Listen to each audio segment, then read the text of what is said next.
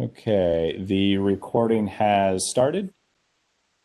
So at 7:01 p.m., I will call to order this virtual meeting of the Ledyard Planning and Zoning Commission. It is Thursday, November 12th, 2020.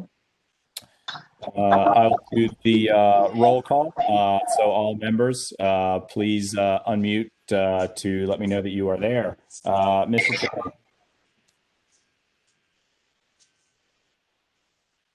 Mr. Cherry? Here. Thank you. Mr. Boudreau?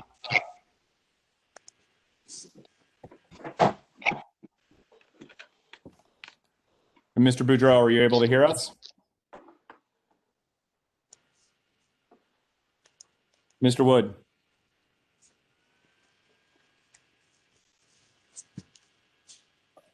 I'm here. Thank you, Nate. Thank you. Ms. Scanlon? Here. Thank you. Chairman Woody's here. Ms. Evans? Here. Thank you. Mr. Capon? I'm here, thank you. Thank you. And Mr. Ryan? And is here. All right, thank you. And welcome Mr. Capon and Mr. Ryan as new members of the commission.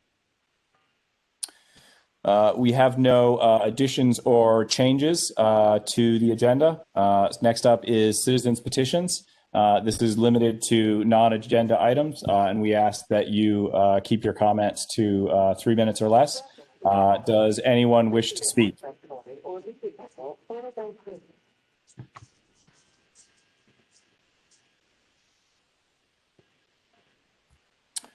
Hearing none, we will move on to public hearing. The first public hearing is for application number PZ20-03 SUP 813 Shewville Road. We have some background noise, so please make sure your line is muted if you can. I will go through the exhibit list first. I'm going to have to use the speakerphone. Oh, Mr. Boudreau, we're able to hear you now. Can you hear us?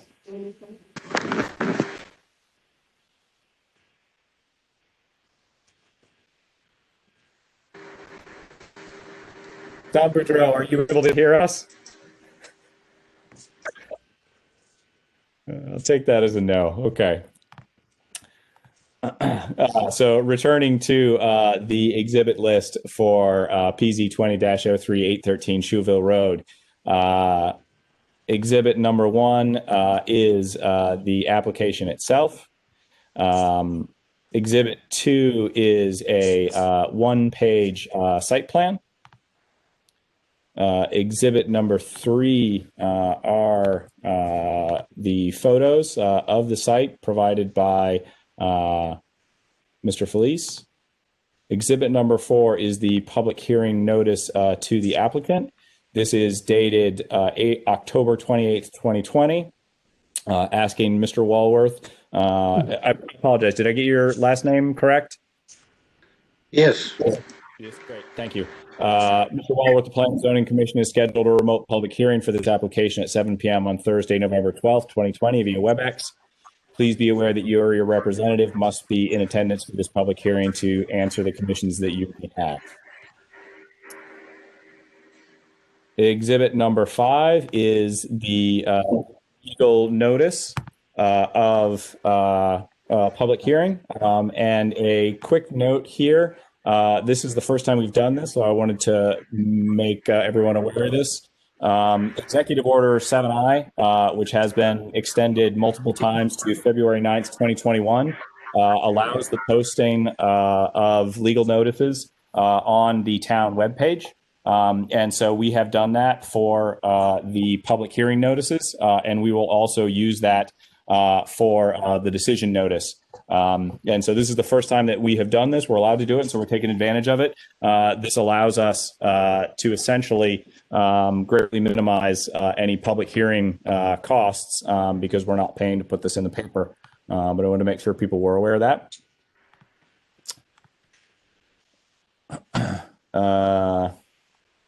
I apologize, I've lost track there. Exhibit number 6 is the abutters notifications and mailing certificates to all abutters.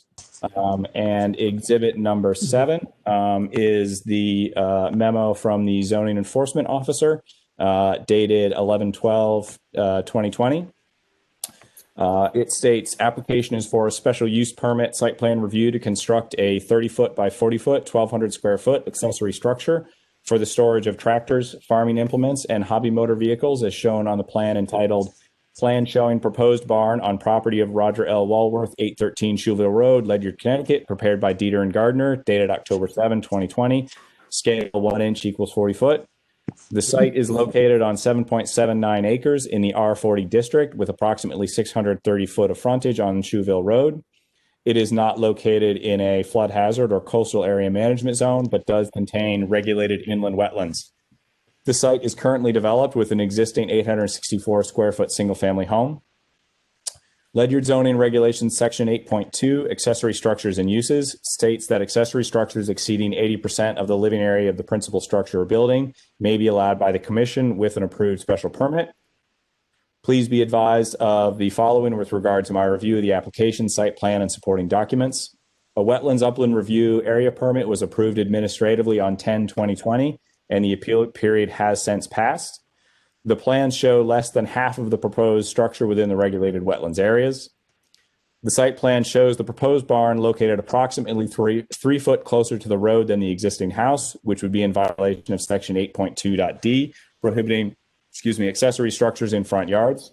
However, the applicant has provided additional documentation showing that the house has covered front steps that extend more than 3 feet past the front edge of the house as it is shown on the site plan. Therefore, the proposed accessory structure will not be located any closer to the road than the existing house and will comply with the required minimum 35-foot front yard setback and minimum 16-foot front yard setback. That is all the exhibits I have. Mr. Walworth, if you haven't been here before in this process, this is where you're given an opportunity to just tell us real briefly, what you're doing, what the intention of the structure that you're building is. If the commission has any questions for you, we can ask them after you do that. Can you hear me? Yes. Great.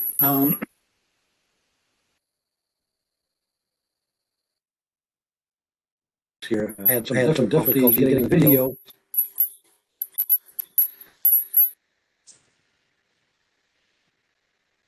Oh, if it's working. No, we can hear you just fine. Really, I just, storage of tractors, boats, antique cars, etc. Yep. So I couldn't quite tell. Ms. Deb, could you just pull up the site plan for that on the screen so that everyone's able to see it? Is the access to this from the road, or is it off of an existing driveway, or how do you get to the barn? It would be off the existing drive. Okay. Okay, so the existing drive that's shown on that picture, you take a left essentially off of the driveway in order to get to the barn? Correct. Okay, great. Do we have questions from commissioners about the application? This is Mr. Tim Chair, Ryan. if I, Mr. Cherry, please. We'll take the order.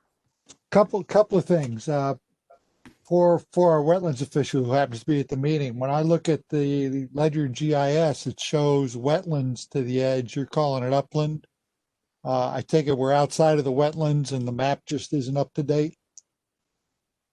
Well, what's marked on the site plan as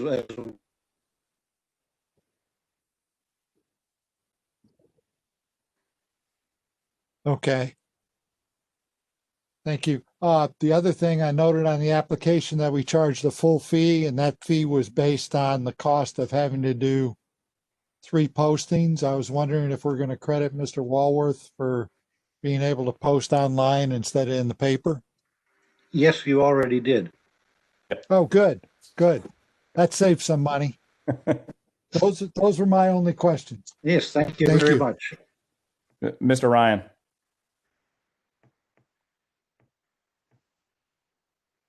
Mr. Ryan, did you have a question? You're currently muted. I was talking and I was muted. I'm sorry. No problem. So on the agenda, as well as I believe on the application, it lists on the agenda and the site plan, it lists the site structure. So it lists the structure as 30 by 50 feet. But on the application, I believe it says 30 by 40 feet. It should say 30 by 50 feet. Your site plan says 30 by 50, and so does the agenda.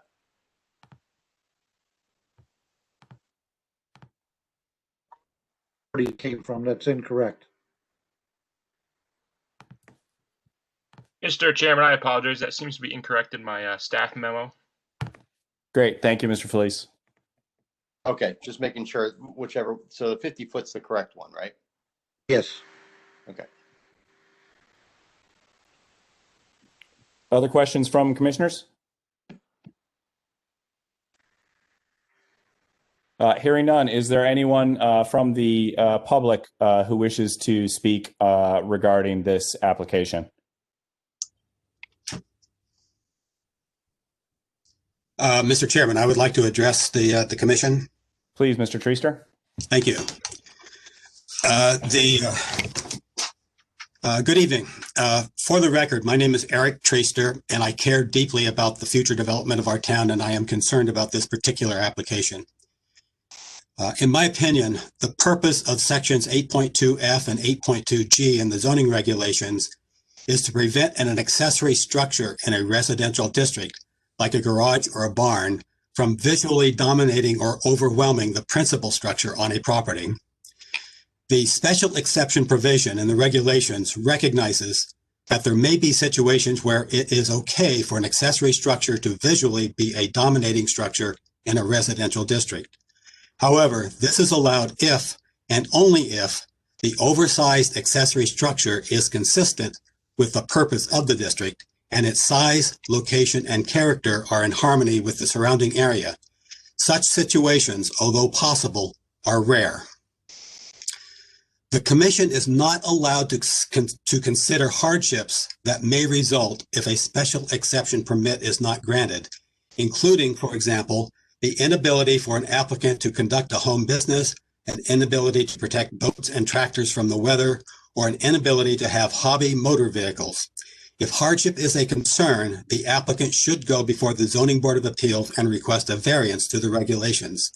The only criteria the commission is allowed to consider when it deliberates and renders its decision to grant or to deny this special exception permit application are the 6 special exception standards that are listed in section 7.4 of the regulations. The commission does, however, have the authority to impose conditions of approval, so the proposed oversized accessory structure will, if possible, comply with the standards. In my opinion, the application contains as many as 4 technical deficiencies, which I will discuss. I hope they will be evaluated and, if necessary, corrected before the public hearing is closed. I also believe the application does not satisfy 3 of the 6 standards for a special exception permit, as they are listed in section 7.4 of the regulations. My first concern is it is likely the site plan is incomplete because it does not show all the accessory structures that may be on the property. Google Earth shows a substantial, excuse me just for a second.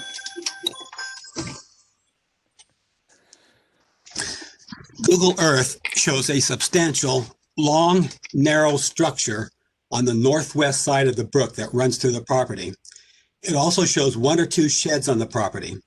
These structures, if they are still on the property, are missing from the site plan, which would be in conflict with the site plan requirements in section 6.6-2B of the regulations. A site walk would help determine if the knowledge of the size, use, and locations of the accessory structures that are missing from the site plan but are on the property is necessary to evaluate this application. A site walk would also be helpful to determine the barn's impact on the neighbor's home, which is missing from the site plan, but is only about 65 feet from the barn. My second concern is with the classification of the proposed structure. The application is for a special exception permit for a barn. A barn is defined in section 2.2 of the regulations as a building for the storage of farm products, feed, and/or the housing of farm animals or farm equipment located on a farm. The key words are located on a farm. Note that a barn, by its definition, does not allow for the storage of boats and hobby motor vehicles, which are proposed uses of the barn as listed on the application. A farm is defined as a parcel of 3 or more acres that may include principal and accessory buildings used for agriculture and as an accessory use for the agricultural operations, the seasonal sale of agricultural or horticultural products produced on the parcel and on other local farms. The key words for a parcel to be a farm are that the parcel must be used for agriculture. However, there is nothing in the application showing the parcel at 813 Shewville Road is being used for agriculture. And if it is not being used for agriculture, then the parcel cannot be a farm. And if the parcel is not a farm, then a barn is not allowed. A site walk would determine if the property is being used for agriculture. If a barn is not allowed, the public hearing can be kept open and the application amended so that it is for a special exception permit for a 1,500-foot garage or 1,500-foot storage shed. If the intent is for the barn to provide storage for boats and hobby motor vehicles as listed on the application, then the application must be denied because by its definition, a barn is not used for the storage of boats and hobby motor vehicles. My third concern is with the proposed location of the barn on the property. Section 8.2D of the regulations prohibits accessory structures in front yards.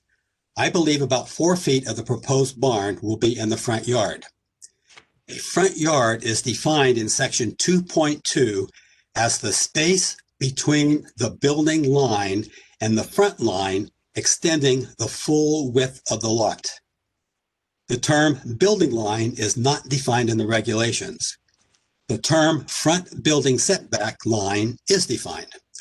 A front building setback line is defined as a line delineating a minimum allowable distance between the front boundary line and the front of a building on that lot. That distance is specified in the regulations as 35 feet. However, the 35-foot minimum front setback distance has nothing to do with determining the area of a front yard, which could be hundreds of feet wide and hundreds of feet deep. The definition for a front building setback line also does not extend the front building setback line out to the lot lines, and the full width of a lot is necessary to establish the area that constitutes a front yard. As such, the definition of a front building setback line, when applied in lieu of the missing definition for a building line, is not helpful. Based on his memo, the zoning official believes if a home has a front stoop and front steps, the front yard begins at the edge of the front step. I respectfully disagree. If his interpretation is correct, then the location of the proposed barn is okay because it would not be in the front yard. In my opinion, his interpretation is incorrect. His interpretation would mean that the 4 feet of land between the front wall of the home and the edge of the first step would not be in the front yard. If this 4 feet of land extending the full width of the property is not in the front yard, then where is it? Obviously, it is not in the backyard and is not in the side yard. It has to be in the front yard. I suggest, to be consistent with the definition of a front yard in section 2.2 of the regulations, that the building line, as used in the definition of a front yard, be determined by the location and orientation of the front of the principal building extended to the side lot lines. The building line should not be determined by the location of the step to the front stoop. If the commission adopts my interpretation of where the front yard begins, the building line will intersect with the proposed barn, which would mean that the front barn is about 4 feet in the front yard, which is not allowed. This issue is important and, depending on its resolution, may require an amendment to the application to relocate the barn. My fourth concern is in regard to the application's omission of the actual height, exterior construction material, and the appearance of the proposed barn. It would be helpful to know the actual height, roof pitch, the building material, color, and information regarding the appearance of the proposed barn to help the commission decide if the barn will be in harmony with the surrounding area. For example, if the proposed barn is constructed of wood and painted barn red, the commission may evaluate the application differently than if it is a metal industrial style Butler building with a baked enamel coating. My fifth concern is that the proposed barn will be in conflict with 3 of the 6 standards in section 7.4 of the regulations that special exception permit applications must satisfy. The first standard requires the proposed use to be consistent with the purpose of the district. The purpose of the R40 district is, quote, to maintain existing medium density residential development and provide opportunities for compatible residential development and other civic uses. Clearly, the proposed barn will not provide opportunities for civic uses. The proposed barn will also not provide opportunities for compatible residential development in the district. On the contrary, it is likely the barn may discourage the future subdivision of the parcel and nearby parcel into building lots, which conflicts with the desired compatible residential development of the district as stated in the regulations. The second standard is that the special exception permit requires the barn's size, location, and character to be in harmony with the surrounding area. The barn's size, 1,500 square feet, would be a large, tall, and imposing structure in any residential district. In my opinion, its size, which is almost twice the size of the home on the property, and perhaps more than twice as high, and because it will be only 40 feet from the road and only 65 feet from the home on the adjacent property, will not be in harmony with other homes in the neighborhood. If you decide to grant the special exception permit, which I do not recommend, you should impose as a condition of approval that the barn be constructed of wood, painted barn red, have a steeply pitched roof, and be located as far as possible from the neighbor's home and from Shewville Road. The third standard for a special exception permit requires that the proposed barn will not be detrimental to the orderly development of adjacent properties. In my opinion, the construction of a tall 1,500-foot barn 65 feet from a neighbor's home will be detrimental to the value and the future development of the neighbor's property. The proposed barn satisfies the remaining 4th, 5th, and 6th standards for a special exception permit. My opinions regarding the barn's compliance with the first 3 standards for the special exception permit are subjective. I urge the commission, before it grants or denies the special exception permit, to keep the hearing open so it can conduct a site walk to help it make an informed decision if the special exception standards are satisfied and if conditions of approval are necessary. This concludes my presentation, and I will be pleased to answer questions. I will also submit my presentation in written form for the record if you choose to keep the hearing open. Thank you. Thank you. Yeah, please do submit those written comments if you have them so that we can put them on the record.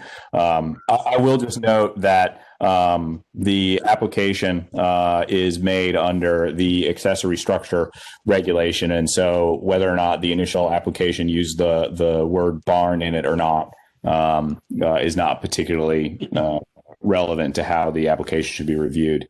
Do we have other members of the public who wish to speak on this application?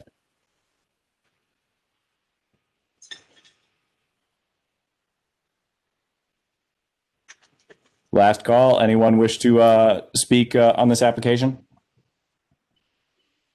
Well, I would like to add some additional information that is perhaps is not on the application. Yeah, so Mr. Walworth, let me just make sure, before you do that, let me just make sure no one else from the public wants to speak. And if they do, then we will definitely return to you. Okay. So, yeah, yep. Thank you for volunteering, though. Last chance for anyone from the public who wishes to speak either for or against this application.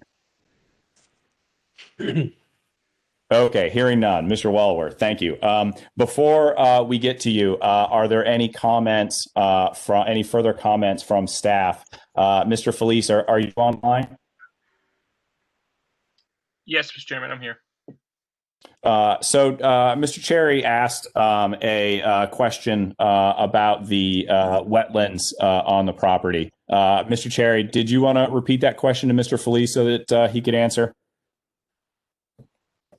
Yes, this is Commissioner Cherry. When I went to the town's GIS system and pulled up the wetlands maps for this section of town, it appears the barn is in what we call old wetlands, not the DEP wetlands, but our old original wetlands map. Your memo indicates you went out and looked and you've seen it as being in upland review area, and that's how it was approved. And I just wanted to confirm that. Yes, that's correct, Mr. Cherry. I deferred to the delineated wetlands shown on the site plan. That's a normal practice I do. If an applicant submits that, I find that personally more accurate than the GIS. So as you can see on the site plan, they were delineated. You can see the 100-foot offset, which that area is the upland review area. And as noted in my memo, the structure is only partially in that area. Mr. Cherry, Mr. Chairman, may I also comment? Yeah, Ms. Burdick, please. Yeah, so thank you. So if you look at the note on the map, and it's very, very tiny to see, the wetlands on this map were delineated by a certified soil scientist, Mike Schaefer. So when applications are submitted, we, the GIS, as much as we love it, it's, pretty much, give or take. It's a pretty cartoon. So wetlands that are delineated by a certified soil scientist and that are located by a licensed land surveyor are the ones that need to be gone with. Deep wetlands are, hit or miss. They're approximate. The official wetlands Ledyard wetlands map, I believe, was done by Bill Haas many years ago. So those are probably also not up to date. But if you look at the map, it was certified by a soil scientist. Thank you for clarification of the soil scientist note on the map. So I'm not questioning that note. I was just asking if that 100-foot line was to a wetlands line or to an upland review line, and our wetlands official has stated that's an upland review line, and that satisfies my question. Thank you. Because the note refers to a 2008 plan, which wasn't included, but I'm convinced our staff did their due diligence before they wrote their memo.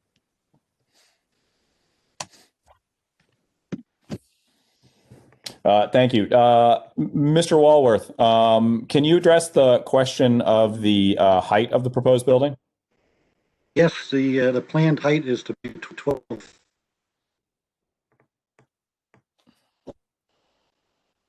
In the allowable height without any special permit. Is planned to have a roof pitch of I think it's 4 and 12, the wall is 10 feet. And I'm also intending to have it painted red. I am planning to install a metal structure. But aside from the square footage, I think that's the only reason it should require a special permit. So I think the question about where the front yard begins is a fair point. Are you willing to move the structure back 4 feet so that we can resolve that issue and not have an argument over it? Well, I believe that the house it's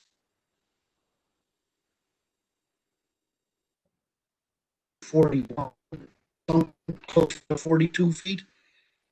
I could move it back to 42 feet. I guess that wouldn't bother me, or to be exactly equal to the house.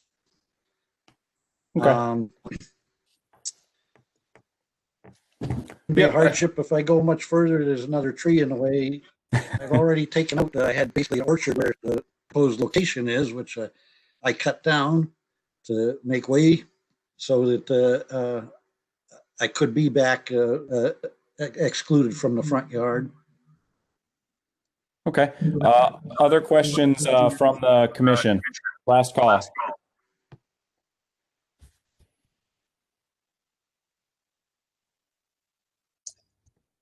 Say, in regards to the potential area, there is no other property to be developed at the location of this farm could impact except for our own property.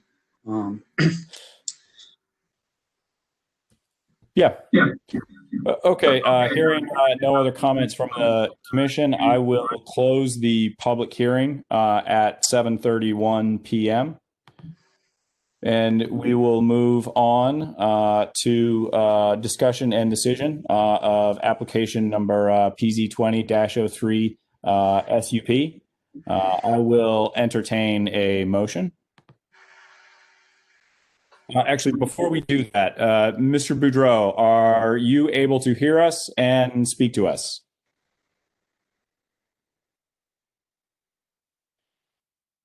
Mr. Boudreau, I know you're online. Are you not able to speak out? If you're muted, please unmute and let us know. Otherwise, I need to seat Ms. Evans. Mr. Chairman, Yep. I believe that oh, yes, Miss Evans. I'm sorry. Yeah. So yeah, never mind. no problem. Not hearing anything from Mr. Boudreau, I'm going to seat Ms. Evans for Commissioner Boudreau for this discussion and decision. With that, I will once again attempt to entertain a motion. Chairman Cherry, I'd love to make a motion. Please. I make a motion the committee approve application PZ 20-03 special use permit for 813 Shewville Road, applicant owner Roger Walworth, for special use permit site plan review for the construction of a 30 by 50 accessory structure, parentheses barn. Commission has considered the application, documents the public hearing testimony, and the plan entitled Plan Showing Proposed Barn on the Property of Roger Walworth, 813 Shewville Road, Ledyard, prepared by Eder and Gardner, dated October 7th, 2020, and finds that the application meets all the applicable sections of the Ledyard zoning regs, including standards set forth in zoning reg section 7.3 special permit standards. This is Commissioner Wood. I second that. Thank you much, Mr. In making the motion, I looked at the memo from staff. Our zoning enforcement officer questioned the original drawings on whether the structure was in the front yard or the side yard. There are a couple of pictures included in the documentation that shows a front porch and an awning, which is part of the structure. Historically, those have been considered the edge of the structure, not the front wall, but the furthest reach forward. And our staff has told us we meet that requirement. However, if others feel that it'd be prudent to move the building back, I have no objections to that. Thank you. So I will just offer a motion to amend the motion that we add a condition to the that we add a condition to the approval motion that the building is located such that the front wall of the accessory structure is in line with the front wall of the building on the property, not including the front stoop. And I offer that in a second. And so I offer that so that we can discuss and vote on it. And so I agree with Mr. Cherry's statement that historically what we have considered the front line of the building includes everything that is bolted onto it. And that is what we always have historically done. I do think that, since we are considering doing an accessory structure as a special permit, it's worth discussing whether or not we should use the true front wall and whether or not we should include that stoop as part of the building. So I'll invite discussion from commissioners. This is Commissioner Scanlon. My opinion is that in this case, because the accessory structure is larger than the existing structure, that it does make sense to me to keep the front at the same wall as the line of the house, as opposed to the front stoop. And also one other condition potentially, the application doesn't mention anything about height. If we want to add anything about, keeping the average height at 12 feet, I would be comfortable with that. Okay. That's all I have to add. Thank you. Other commissioners? Commissioner Wood, and I just want to echo my major concern on this was that almost twice the size square footage of the resident would be sticking 4 foot out. So I'm glad that the owner has agreed to move the building back, and so I'm satisfied with that, and I'm pleased with the way that we revised the motion. Chairman Woody, Commissioner Cherry again. I'd like to address some of the comments from the public hearing. I carefully reviewed the special permit requirements since they were referenced in the motion, and most of the comments we received are subjective in nature. My concern with a large garage or barn brought me back to problems we've seen up on Lantern Hill Road with a large barn in a residential district. But familiar with this area of town and looking at the remaining property and the neighbors, and no comments from the neighbors, I agreed and made the motion such that it met those subjective requirements. As far as color and finish and material, I have never felt those were areas that a zoning commission should be involved with. And I'll just leave that there. Thank you. Thank you. I think, I agree with most of those sentiments. And, I did the math, and in order to have an accessory structure of this size without needing a special permit, you need under a 2,000 square foot house, which is not an exceptionally large house for the area. So the reality is, for me, the size of this structure did not seem extraordinarily large. One of the things that we have talked about in this is larger structures on larger lots are something that we worry about less, that really does not negatively impact the character of the neighborhood. And so I think that is generally true. So what I'm going to do is I'm going to call the vote on the motion to amend the motion to add a condition that the front line of the accessory structure is moved back to be in line with the house. Mr. Cherry? Also, Mr. Chairman, just Ms. Burdick? very, very technical in nature. The motion had section 7.3 as the standards. It's section 7.4. So I just wanted to correct the motion in that regard. Okay. Thanks. Well, I'm only calling the vote on amending the motion to add a condition at this point. So, Mr. Cherry. Oh, yes. Mr. Wood. Yes. Ms. Scanlon. Yes. Ms. Evans. Yes. And the chair votes yes. So by a vote of 5-0, we add the condition to move the front line of the accessory structure back. With that, is there any other final discussion from commissioners on the motion to approve? Commissioner Scanlon, do we need to say anything about the height of the structure, as the application does not mention it, or is it assumed it would stay within the accessory structure height allowable limits? Mr. Felice, I'll let you answer that question.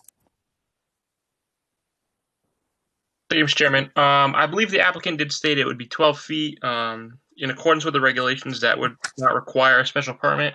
The applicant stated on the record, so I believe that to be sufficient. However, I don't see the issue with adding that condition either. Mr. Chairman? Ms. Burdick? Yes, I agree with Kyle that it wouldn't hurt to add it as a condition or add a note to the plan, but he couldn't approve a zoning permit if it were above 12 feet. I think that does it for us then. Thank you for bringing that up, Ms. Scanlon. If I could, once again, now 12 feet is the height of the wall plus half the height to the gable peak. That's our definition. Okay, I just wanted to make sure everybody agreed. So, 12-4 pitch, half of 30 is 15. So I'm about 5 feet, half of 5 is 2, 10-foot wall. I think from what the applicant told us, he's going to be close to a height of 12 feet. And the application did ask for sections F and G, which includes height. So I would feel better putting a maximum height rather than saying he's going to meet the reg, because it may be within a half foot one way or the other. Ms. Scanlon, would you like to make a motion to add a condition? Sure, I'll make a motion to add a condition to the approval of P&Z application 20-03. How should we word this? To exceed a maximum height no greater than, I'd have to do the math. Is it 15 feet? 15 would Would work, be the 16 ridge. would work, yeah. 15 works for me. 16 is okay for me if it gives it a better pitch, because that's aesthetically part of the neighborhood character. Yeah. Well, let's say So, 16. He doesn't in have, case he needs doesn't it. have to be that big, but the last thing I want is can't build the building because we didn't give him enough room to put the roof on. Exactly. I'd be good with 16. So 16 feet. I'll second that. All those in favor of amending the motion to add the condition, Mr. Cherry, Yes. Mr. Wood, Yes. Ms. Scanlon, Yes. Ms. Evans, Yes. and the chair votes yes. So that motion passes 5-0. So we have a motion to approve with 2 conditions. Last call for any discussion.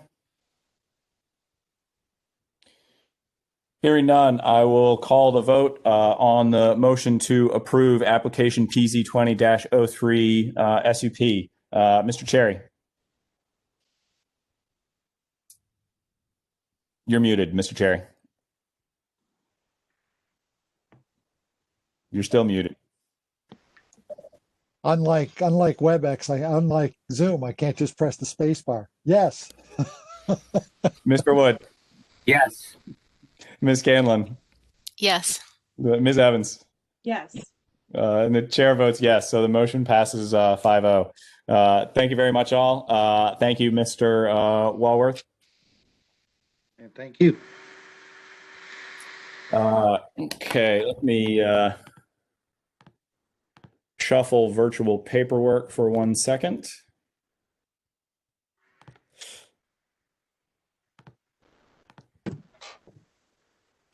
Okay, next up is a public hearing for application number PZ 20-04 SUP. This is for 193 Iron Street, Ledyard, Connecticut. Special use permit for a 30-foot by 72-foot seasonal high tunnel for vegetable growing. I will first read in the exhibits. Exhibit number 1 is the application and supporting documents. That includes the application form, the assessment map, the street card, and the plan layout. Deb, can you pull up the plan layout for discussion later? Next, exhibit number 2 is the public hearing legal notice. Again, the same as the previous application. We used Executive Order 7I, extended twice through February, that allows posting of public notice on the town's website. Application number 3 is the public hearing notice. This is dated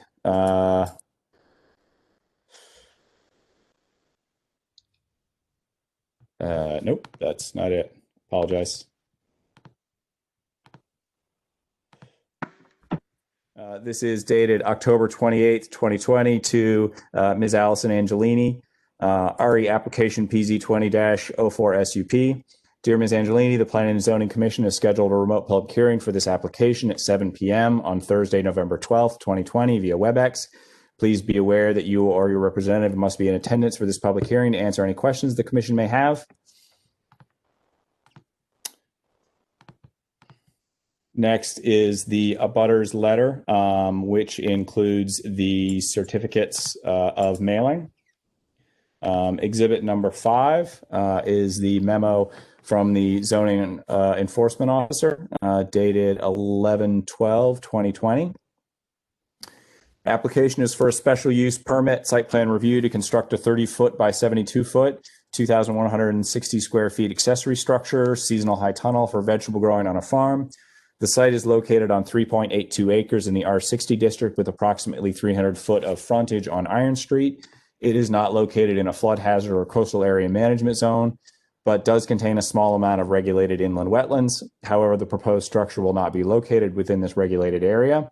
The site is currently developed with an existing 1,872 square foot, single family zone home. Ledyard zoning regulations, section 8.2, accessory structures and uses, states that accessory structures exceeding 80% of the living area of the principal structure or building may be allowed by the commission with an approved special permit. Please be advised of the following with regard to my review of the application, site plan, and supporting documents. Application has submitted a hand-drawn site plan for the proposed structure. However, this is adequate to staff or determining compliance with the minimum 6-foot setback requirements for accessory structures located in the rear yard. Applicant states the proposed structure at its closest point to her property line will still be at least 75 feet. And I will note that in our site plan regs under 6.2, it states that a survey is not required if, as determined by the zoning official or commission, consists of only a minor modification, such as the addition of relatively inexpensive, unfounded accessory structure, and a plan sufficient to demonstrate the proposed location is in compliance with all bulk requirements of the zoning district. That's all the exhibits I have. So I will open the public hearing for application PZ 20-04 SUP at 7:48 p.m. Jackie, are you able to hear us?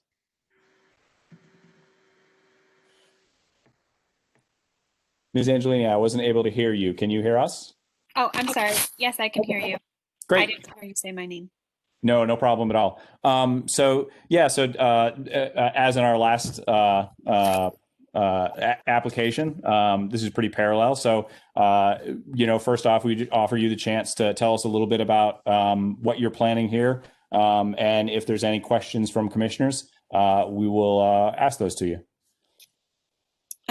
Sure. This is a 30 by 72 foot seasonal high tunnel. It's partially funded by the Natural Resource Conservation Services Environmental Quality Incentives Program because it allows vegetable growers like me to reduce risks from erosion and better manage water conservation. We have 2 of these structures already on the property, which I would consider, I consider our entire farm, the entire tract of land to be our property, although I own 2 separate parcels there. And so this will be in line with the other 2 structures. It is not a greenhouse because there's no concrete. It's constructed by pounding posts into the ground 4 feet apart and then sliding metal purlins over them and covering them with clear plastic. So it's considered a temporary structure by the federal government because it doesn't disrupt the land. They can, I mean, they can't easily be moved, but It's relative. it can be moved in a weekend. Yeah. You know, where the farm ceased to exist, or you know, or something to change. They're quite readily movable. We don't move them readily because Right. they're used for in-ground vegetable growing, primarily for season extension. And so in the spring and the fall when it's too cold to grow crops outside. Great. Yeah. And I'll note for our previous application on the adjacent parcel, the Planning and Zoning Commission did consider both lots to be a parcel in common, and so that was used as for setback information. So there is precedent for doing that. Though I think for this structure, you're fine on the setbacks anyways. But it is worth noting that there is precedent for us dealing with these two lots in that way. So same questions, any vehicle access to this? There is a gravel walkway on the west side of the barn structure, you know, immediately to the east of the red doodle I made on the map. But it's not, it wouldn't fit a commercial vehicle. We could get the tractor through there if we needed to. Right. The structure really doesn't, you know, it doesn't even have much human access. It's really just for plants. Yep. And so when you say temporary, you're removing the plastic sheeting essentially once it becomes December or so? Not necessarily. I mean, Okay. It depends. The plastic, we use 6 milliliter plastic. It lasts for 4 years. So we usually take it off every third winter to let the snow, you know, clean the soil there. And so most of our tunnel crops are on a 4-year rotation like that, and we'll overwinter greens so that we're harvesting year round. But there have been winters where the forecast is for heavy snowfall and we do remove it. So it sort of depends on the weather. Otherwise, you know, we don't necessarily remove it every winter. Fair enough. But we could. It's just Sure. another project. Yeah. Questions from commissioners? They are weighted, you know, the government weights them for snow load and wind load for the area. I believe I submitted that paperwork with the application, but I can submit it if it's not as part of it. So No, that was included. I believe that is in confusingly in the attachment labeled plan layout. If people are looking for that, that includes details on the metal structure. Any questions for commissioners for Ms. Angelini before we open it to the public? Yes, Commissioner Cherry, if I could. Please. Allison, I remember the previous application. On the plan you submitted with the little doodle, could you kind of indicate where the house and where the other two tunnels are? I think I remember, but. sure. So if you look to the north of the doodle, you can see a dotted stone wall, which, you know, for me sort of delineates the cropland from the forested land that we don't cultivate. And so on the south side of the doodle, there's where I wrote 75 feet. There's a small accessory structure chicken coop, like an 8x8. Then the proposed seasonal high tunnel, there's a gap, and then there's a 20 by 50 foot barn that was built in the early 1970s that we use for vegetable washing and order packing. There's a gap to the other side of the property line. And the first seasonal high tunnel is there, and immediately to the east of that is the second seasonal high tunnel. As far as residential properties, they are marked there. I'm having trouble seeing it on my screen, but they're light gray. There's the driveway is candy cane shaped, coming off of Iron Street and kind of curving down to our house, which is about 1,900 square feet. It's delineated at the edge of that chain link fence, which no longer exists. And then we also have a 30 by 30 foot garage with a rental unit above it. Our house is a single story house. The garage is 2 stories. It's quite a tall garage with an apartment above it. Thank you. Other questions from commissioners? Hearing none, I will open it to the public for any members of the public who wish to speak for or against the application. If you are not speaking, please go ahead and mute your line. Thank you.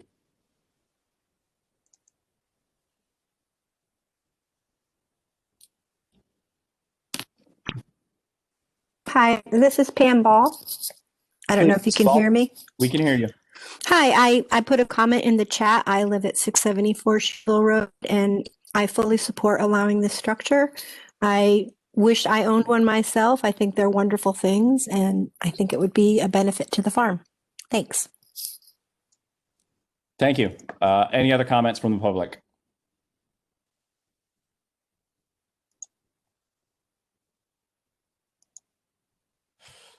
Hearing none, it is the last chance. Are there any questions from the commissioners or any comments from staff before I close the public hearing? If I could, once again, we talked about height on the last one. This is Commissioner Cherry. Looking at the drawing, the construction drawing, Malone McBroom engineered drawing, looks like the height is a maximum of about 12 feet. So I think we're okay with being shorter than the house, even though the house is single story. Yep. If I may, Commissioner, Please. this is Allyson Angelini speaking. The height is somewhat determined when we pound the posts in. Because I mean that field is very flat. And we try and pound them in all the way, but that's why it isn't a specific height. Yeah. But it'll be approximately the same height as the other 2. If you're welcome to come out to the farm and see them, I got them pretty close last time. Any other questions from commissioners? Hearing none, I will close the public hearing for application PZ 20-04 SUP 193 Iron Street, Ledyard, Connecticut at 7:59 p.m. Move on to discussion and decision of 193 Iron Street. I will entertain a motion.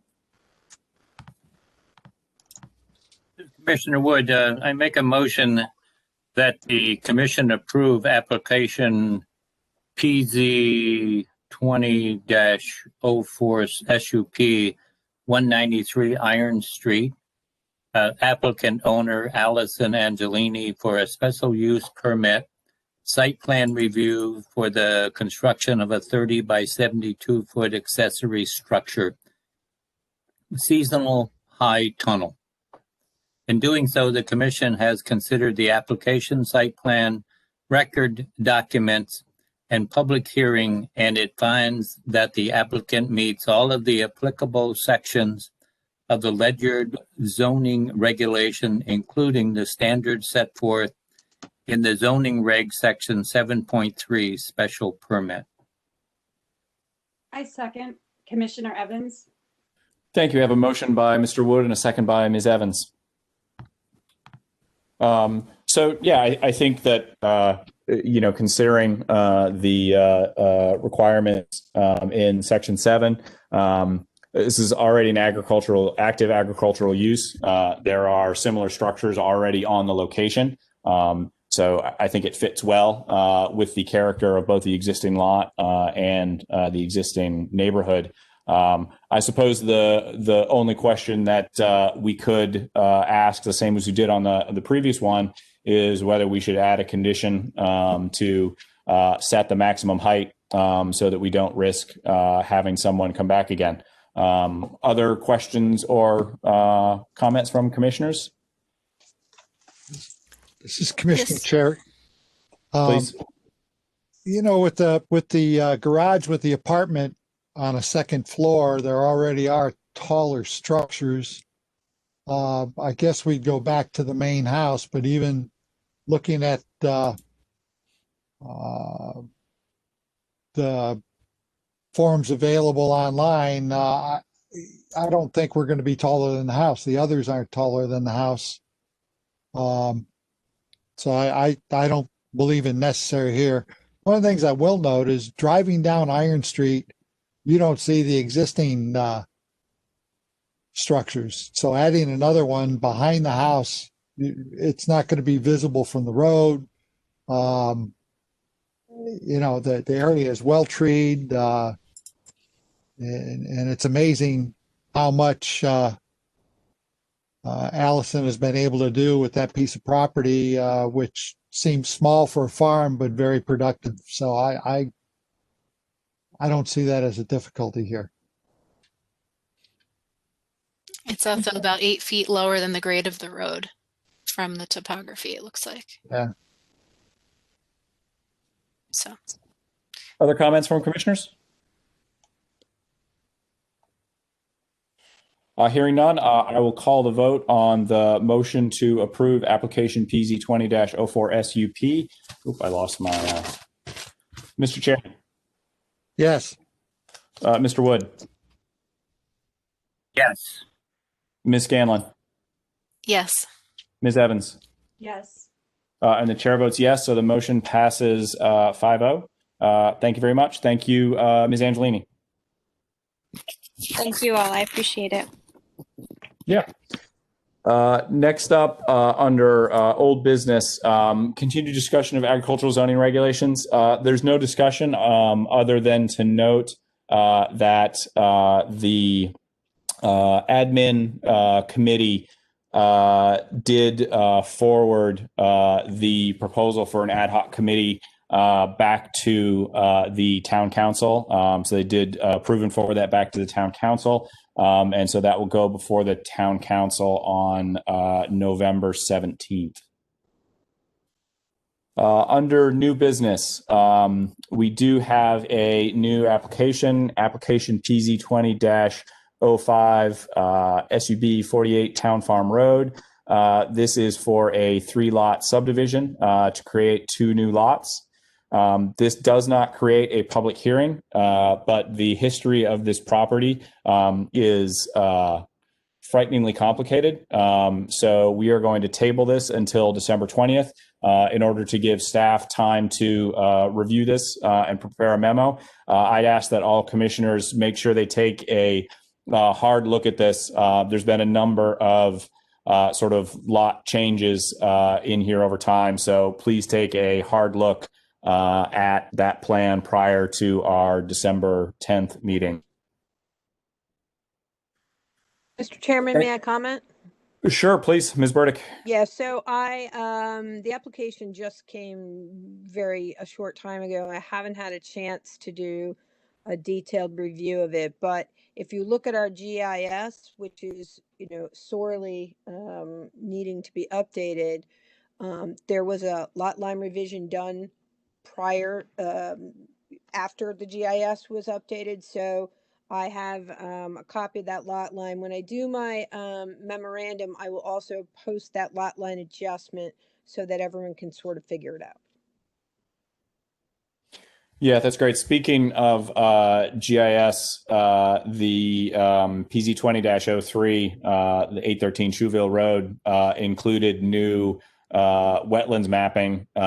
Is it too late to try to add that to our current GIS update?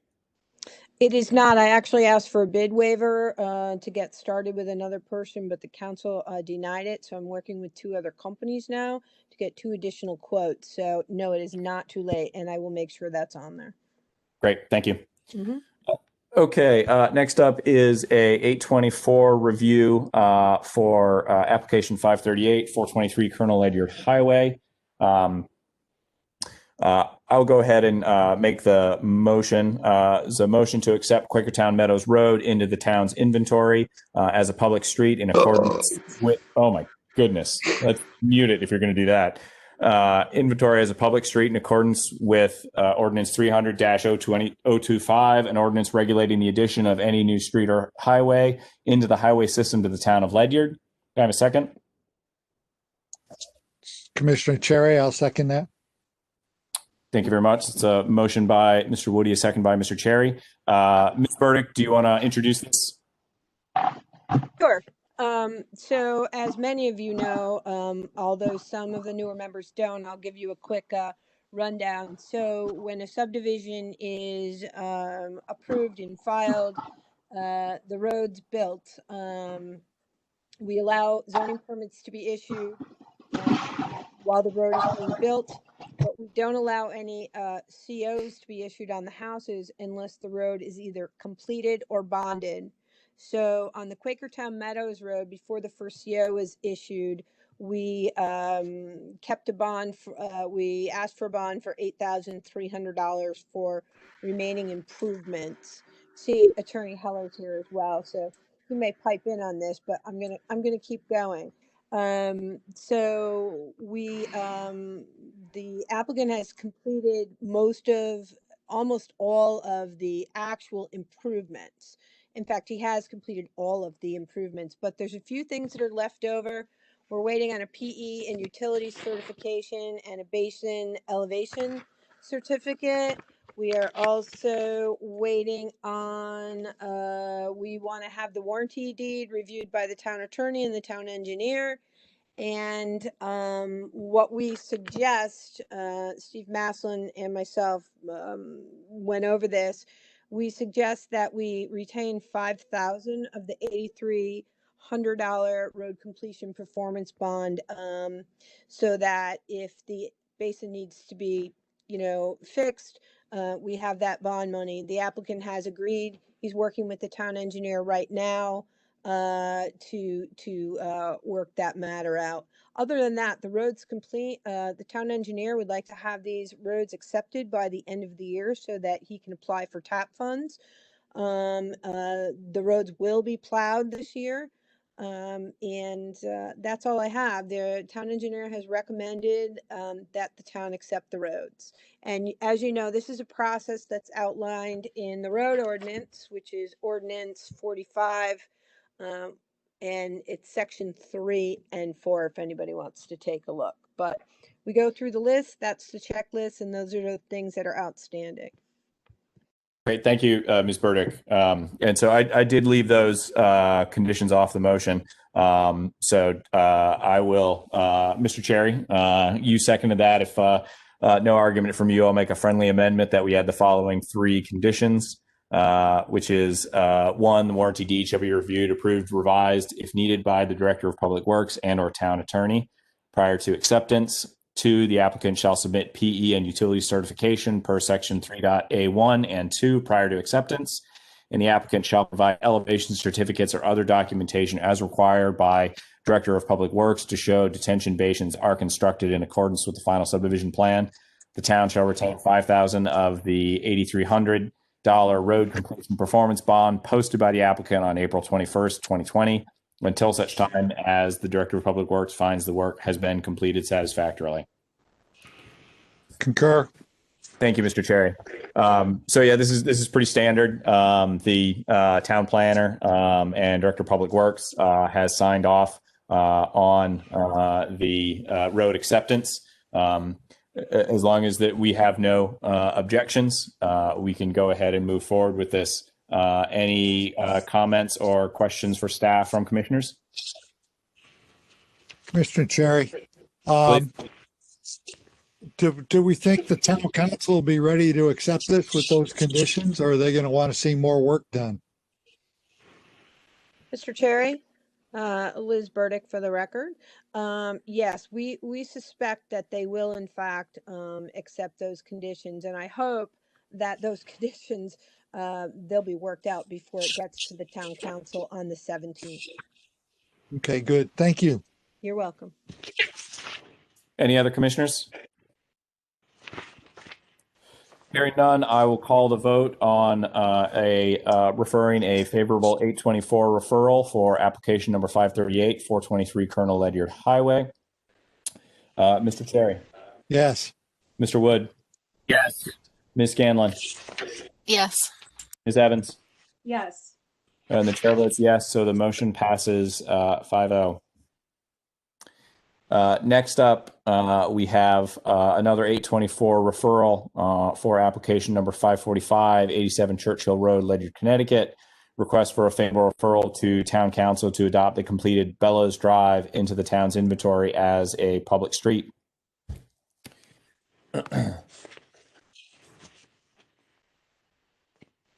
I'll entertain a motion, or I'll do it myself if I don't hear anything.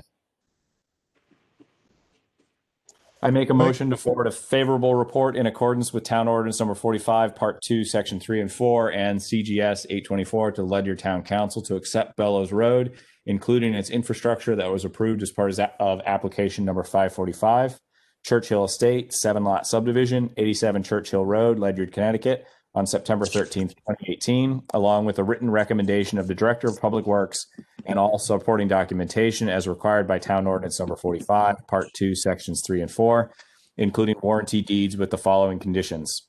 1, the road warranty deed shall be submitted, reviewed, approved, and revised if needed by the Director of Public Works and or town attorney prior to acceptance. Number 2, the applicant shall submit PE and utility certificates per Section 3A1 and 2 prior to acceptance. The road completion bond in the amount of $10,200 submitted by the applicant on June 15th, 2020 shall be retained by the town until such time as the following items have been completed to the satisfaction of the Director of Public Works. 1, complete loaming and seeding in the town right away. 2, set monumentation and provide certification. And 3, pump out, clean out catch basins, scheduled inspection by the town engineer. Can I have a second?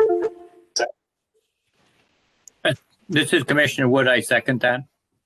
Thank you very much. It's a motion by Mr. Woody, second by Mr. Wood. Ms. Burdick, I was a little confused when I read this. Has the town engineer reviewed the state of this infrastructure?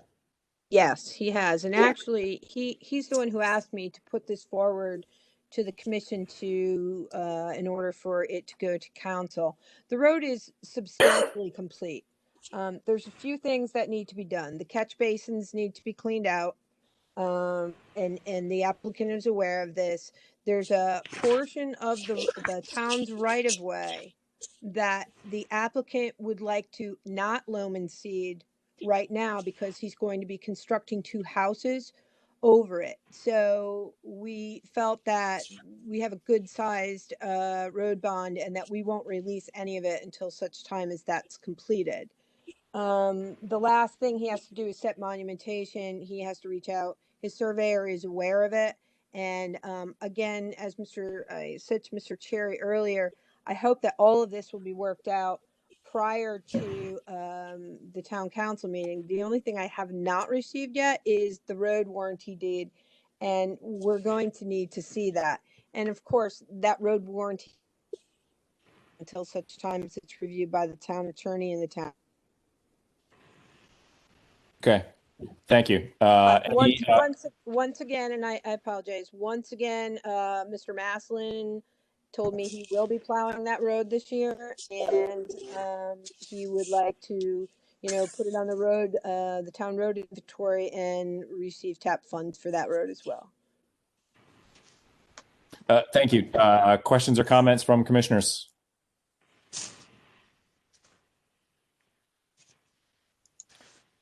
Hearing none, I will call the vote on favoring a favorable referral, 824 referral for application 545, accept the completed Bellows Drive into the town's inventory. Mr. Chair, Yes. Mr. Wood, Yes. Scanlon, Yes. Evans, Yes. and the chair votes yes. So the motion passes 5-0. Next up on our agenda, we have two informal workshops. So these are pre-application meetings. And so as a reminder to all, per our regulations, pre-application discussions are non-binding on either side. So nothing either the applicant or the commission says is binding and can be used in any future application. Who is presenting for 20 Lorenz Industrial Parkway? Mr. Chairman, Ellen Bartlett from CLA is on the meeting. Great. Ms. Bartlett, can you hear us? Yes, I can. Can you hear me? Yes, we can. Deb, could you pull up the sheet for that just so that people have a rough idea of the site? Thank you very much. Ms. Bartlett. Okay. This property has some history. I looked through the files, and the previous owner had gotten a special permit. It looked like it kind of got approved after it started construction. There was a lot of details to be worked out. But the present owner had me take a look at the site for his use. And it's a lot simpler. He does not need all the storage space. They were paving almost the entire site for truck storage, and they don't have the need for all that truck storage. So I reduced the paving and also switched from the previous engineer had a lot of mechanical stormwater structures, which really require a lot of maintenance to work properly. So I went with a different design. I went with putting in some stormwater treatment basins, which function really well. And if they got full and need cleaning, it's a visual thing that you can see and easily do. Whereas these mechanical structures they really need to be cleaned 4 times a year with a backhaul, or they really don't work very well. So I've just revised the plan. And I also, the present owner doesn't need the diesel oil tanks, which were kind of an issue, it looks like, during the approval process. So we're going to take those out. Okay. As part of this modification to the site plan. But we're just here to kind of show you where we're going with it, and then we'll do a formal application. Yeah, that's great. No, there's lots of history on this property. Yeah, so I could tell. It's not necessarily Mr. good Chairman, history. I gave her the box. Okay. Yeah. It wasn't a file, it was a box. Yeah. So just to be clear, what is the intended use of this property that you will come in and apply for? The present owner was looking at doing some kind of recycling services. That's what they do. But they wouldn't be recycling necessarily on site because they have other facilities that they would be doing the recycling at. So it's really there'd be some equipment on site inside the building. They'd be using some office space, but it's going to be a much simpler use than what was originally proposed. And we'll kind of lock that down before we come in with our formal application. Great. So I'm happy to hear that the diesel tanks are going away. That was highly contentious. So that's good to hear that's going away. One of the other points of contention was the building in the back corner of the site. And that was because that was a storage building, and then it was a vehicle maintenance building, and it's been a number of things. That is essentially in the reservoir wetlands, and so you would be wise, I think, when you come in with a formal application, to be ready to talk about what that building would be used for. On the previous application, we had specific conditions about what could happen in that building. And so it was historically a problem, and so we'd probably want to understand that. One of the reasons that we did ask for why there was so much paving and why we did ask for the mechanical stormwater systems was because it was being used for recycling. There was a fairly significant problem with recycling escaping the building and escaping into the reservoir. And so one of the reasons that we asked for those structures was to make sure that that stuff would get trapped. And so that was part of the reason why we asked for as much as we did. One thing I did notice is on the site plan, there is still a box labeled furnace. Is that still the outdoor wood burning furnace? That I'm not sure about, if there's any plan to continue to use that. I didn't see that in the notes as something that was an issue. So I will look into that for you Okay. before I make a formal application. Alan, this is Jason Manafort with Generation 4. I'm the owner of the property. That furnace is still there, but it doesn't need to be. I mean, we can talk about that if it's a problem. Yep. So that is still the outdoor wood burning fireplace. Yeah, it's still there. I mean, I think the previous owner's plan there was to. He has radiant heat in the floors of the buildings, and I think the way it's constructed was to heat the buildings with that furnace. But again, we could address that if it's an issue. Yep. Okay. So I think one of the other things that we'll probably ask questions about is make sure that we understand the flow of vehicle traffic on the site. So I think in the approved site plan that we did finally approve with all the conditions, there was sort of I guess it was a counterclockwise flow vehicles through the lot, and so part of some of the topography and paving was to make sure that was clear. Part of that was because of the truck storage requirements that was in the previous site plan. So it's possible that flow is no longer needed. But I would think that would be it might be a question that commissioners have, is making sure they understand if part of this site is still going to be designated for truck storage, and how that would impact any flow of vehicles on the site. Yeah, like Ellen said, we have other facilities in New London where we operate our trucks out of, and we don't have plans to run trucks out of this facility like the previous owner did. Like I said, we have that whole operation already set up in New London. This would be a simpler, cleaner, scaled down operation of what it previously was. So help me out, Mr. Manafort. So what exactly would you be doing on the site? So we hold a recycling permit. We have a state permit for the facility. Yep. Currently to process recycling. Basically, bale cardboard, more or less, would be the use there. That is what we hold the state permit for it now. So that's really what we're talking about. The previous owner, did different recyclables there, and he operated his whole business out of the property with trucks and mechanics and containers and all, that activity on the site. Like I said, we do all that in New London now. It's possible we do process cardboard at our facility in New London right now. We did end up with this facility as part of an acquisition of a company.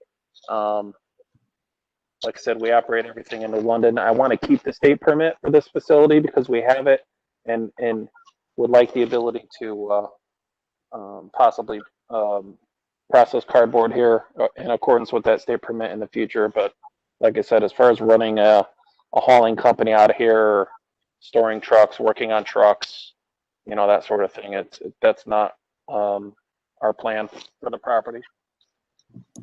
Okay. I certainly think being able to remove vehicle maintenance from the list of things that would happen on the site would probably make some people more comfortable. Other questions from commissioners? Many of the commissioners here have been through this location for even longer than I do, so they may have questions or comments for you as well. If I could, Chairman Cherry. Mr. Cherry, please. Cherry, I hate to pull the scab off because it's still painful, but Paul, the permit you're operating under, is that the same permit that the previous owner had? Mr. Chairman? It's Jason, not It's Paul. Jason. Oh, Jason, I'm sorry. That's okay. Yes, it is still the same permit. The permit was transferred to us.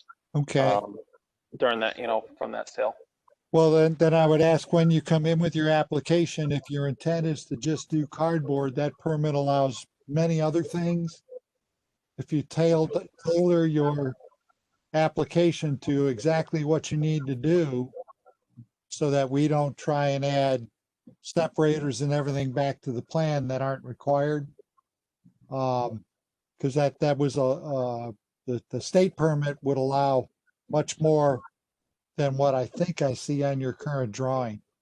Yeah, I could review the state permit again with Ellen. It's a general permit that allows, Yes. It wasn't a full-blown permit. It's a general permit. It's kind of a scaled down version of what the state allows, those general permits. I didn't dig it out. I gave most of my records on this to town staff just to clear up about 6 feet of shelving in my office. Yeah, I bet. Yeah, thus the box. Yeah. Thank you, Mr. Cherry. But it's really a matter of tailoring the application to with the intended use, because the state permit, being a general permit, allows a lot more. From a drainage perspective, it looks like mostly you're looking at a couple of detention basins and then sheet flow off the property. What we're doing is collecting, we're letting the site sheet flow to a vegetated swale that will take it down to 2 different stormwater treatment basins. And then from there, it'll go, there actually is an outlet on the site from the drainage from Lawrence Industrial Parkway. It outlets onto our site. So these basins will actually outlet into the riprap outlet from the town. So everything will go out in the same location. Okay. That it does now. And there's an easement over this property to the town and on the neighboring property also. Looks like it's on the southwest corner, if I'm orientated right. Okay. Yes. There's an existing riprap outlet right now that. Right, coming off the cul-de-sac. Yes. Yeah. So both of the basins we're putting in will have riprap level spreaders that outlet into the existing riprap outlet swale. So it'll all go out in one place, but it'll be treated first in these stormwater basins. One of the things, let's see, I guess I can do confession time now.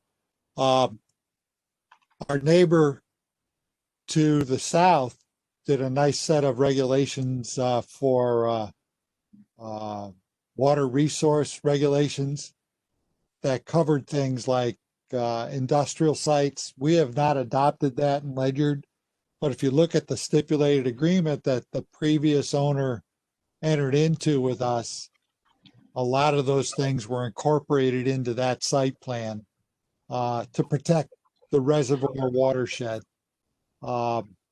It may be worthwhile to look at some of those. Obviously, I have not reviewed your plans. This is the first time I'm seeing them. So, and I'll look forward to your review and staff's review. Yep.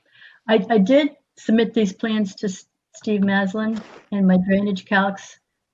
And he took a quick look at it and and seemed pleased with it. It's But he will just do a how, thorough review once we submit everything. and it comes down to what's the water look like crossing the boundary from this property headed into Yeah. the Groton Utility Zone land as it heads towards the reservoir, because we're in the watershed in this area. So that's one of our concerns. That was our concern with the previous owner. And Jason, his problem was he was tipping outside the building. Yeah, no, we did a lot of work there cleaning the place up when we bought it, and you know, I get it. You know, we have several state permitted facilities. We have one in Berlin, we have one in London, we have one in Plainville. We have two that we operate for the state of Connecticut. We have another one we operate for the city of New Haven.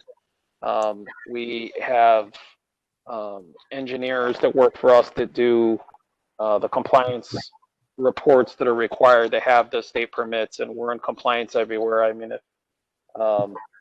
we operate a little differently than the previous guy that was here. If you wanted to speak with anyone at the state on our behalf on how we operate our facilities, I'd be happy to get you in contact with the DEP staff. And part of what I'm saying is we're a little gun shy. This was originally approved for a maintenance garage for a couple of trucks. And somehow when the state permit was applied for recycling, it didn't get a proper review in the town. And by the time we realized there was a problem, it was difficult. So, you know, we're going to approve your plan based on what you want to do, and we don't want to drag you through the broken glass due to previous owners. So I appreciate your concerns. That's all I have, Mr. Woody. Any other questions from other commissioners?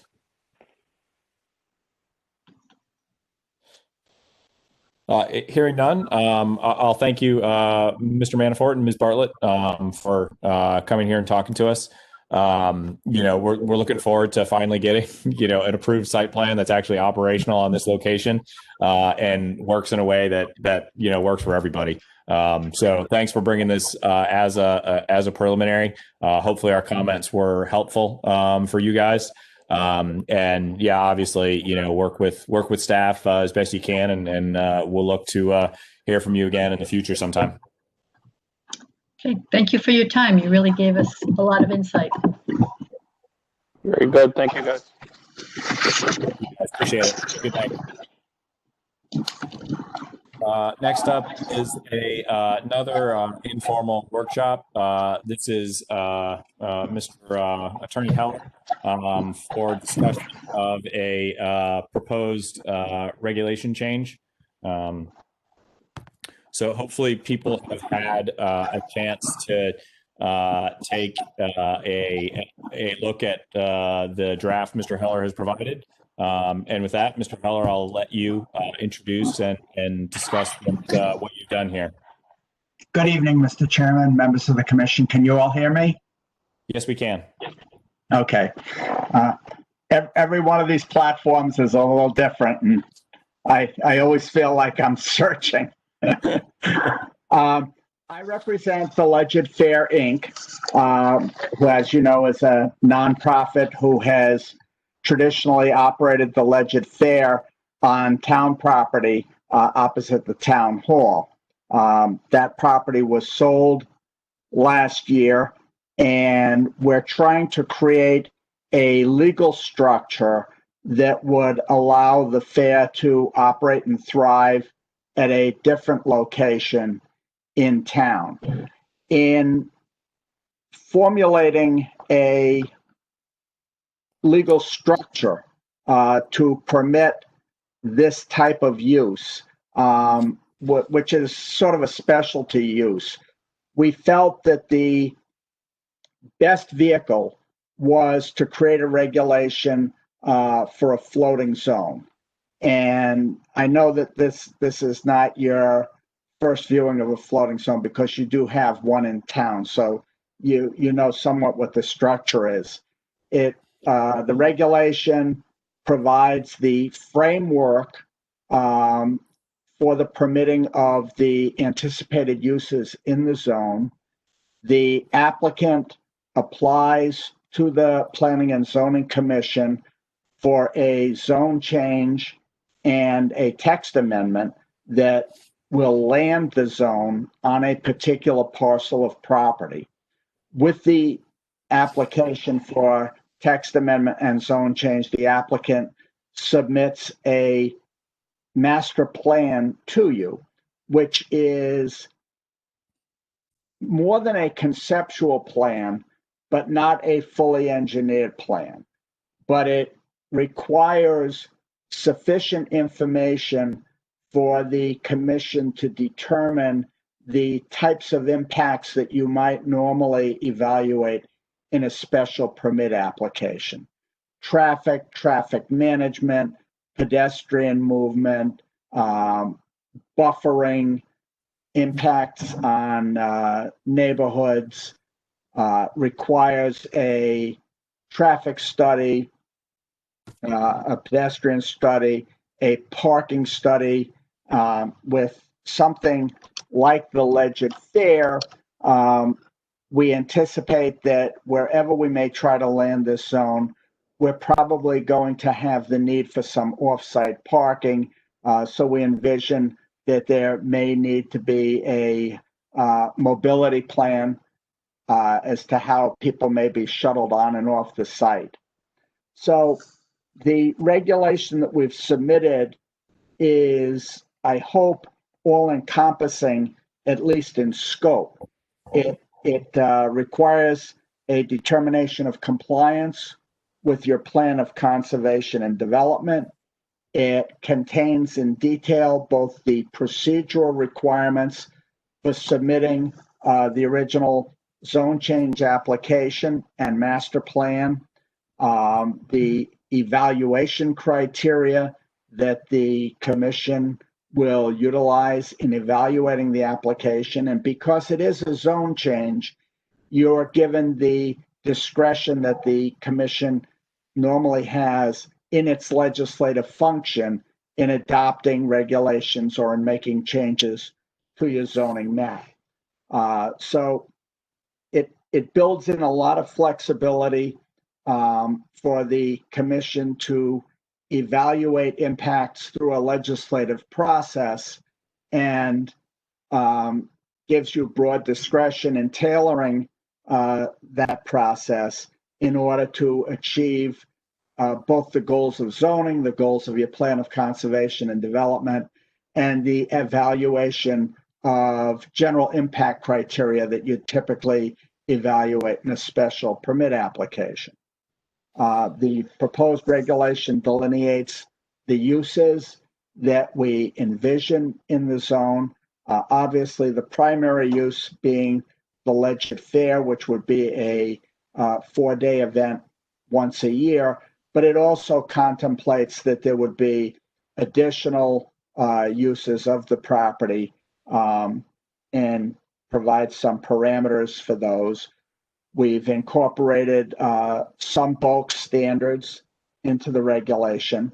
And obviously, we're here on an informal basis because we want your input before we file a formal application to give us some direction as to what the community's concerns may be. Ken Candler from the Ledyard Fair is, I believe, on the Zoom meeting or the WebEx meeting, whatever it is this evening.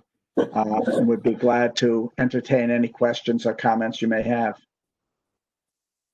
Great, thanks. I have a couple of general comments that I'll just start off with, and then I'm sure other commissioners probably have some thoughts. So yeah, it's fortunate. We went through sort of understanding the concept of a master plan style regulation, I don't know, year, 18 months ago. So I think the commission is at least fairly familiar with how that works and what the process would be. So hopefully this will be slightly less painful for you than it might have been that previous application. I will say that my first reaction when I looked at this draft was that it's 20 pages of regulation that can only be used by an entity called the Ledyard Fair. And so I had the exact same response when I first saw our technology park regulation, which was, wait, this is a big regulation that can only be landed in one specific spot. And so I was a little bit concerned about that. And, you know, in my mind, I'm more comfortable if this regulation gets moved in maybe one of two directions. And the first is, you know, to make it more of a agricultural based regulation. So, you know, this is around not only agricultural fair, but other sort of mixed use agricultural type things. You know, I think Stonington's ag heritage regulation is kind of something that's a little bit in that direction. That strikes me as something that can probably be used by some of the other operations that are in town that are sort of expanding their uses, and, you know, they have a number of different things on site. The other direction to go is to be just a little bit more event based, right? You know, this is really about, you know, holding fairs or carnivals or things like that.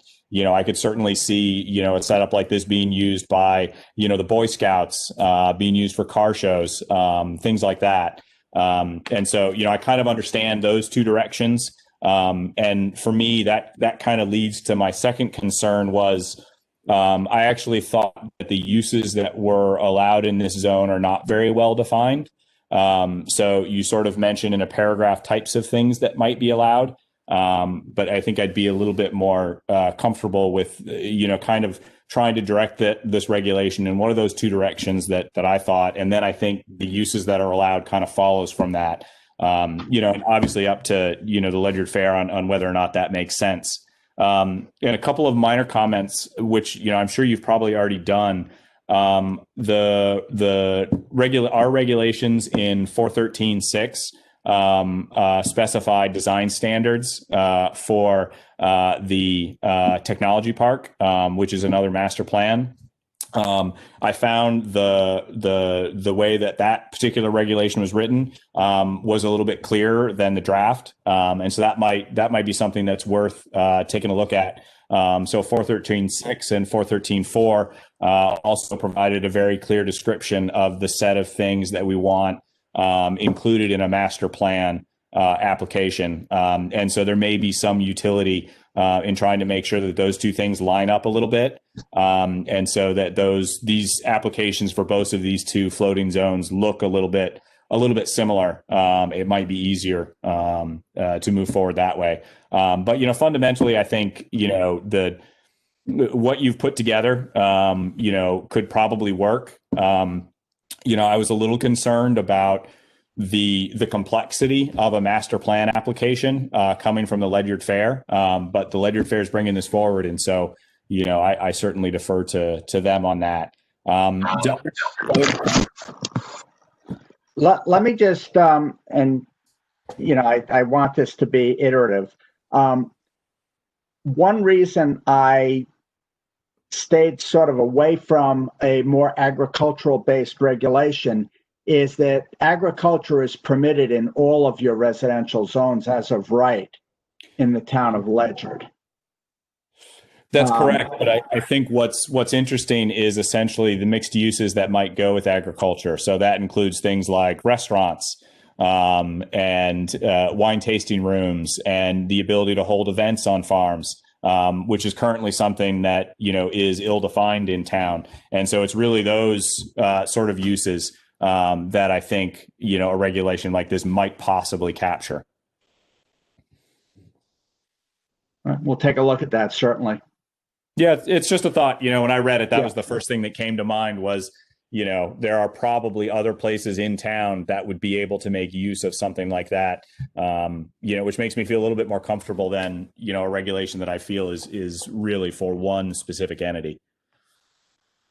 Do other commissioners have thoughts, please? Well, now that we do have an ag commission, they could maybe provide some suggestions as well. Feedback or ideas that would make this more usable for them or for different, like you were saying, farm-based events. One thing I was looking through the specific things to submit with the master plan, and I didn't see anything regarding safety as far as access to the site for emergency vehicles. I think for an event-based use, that would be something that I think would be important. I believe that is in there. It's buried in the driveway section. Yeah. Yes, it is in there, but it might be, one of my notes was, I think, to make that a little clearer. Yeah.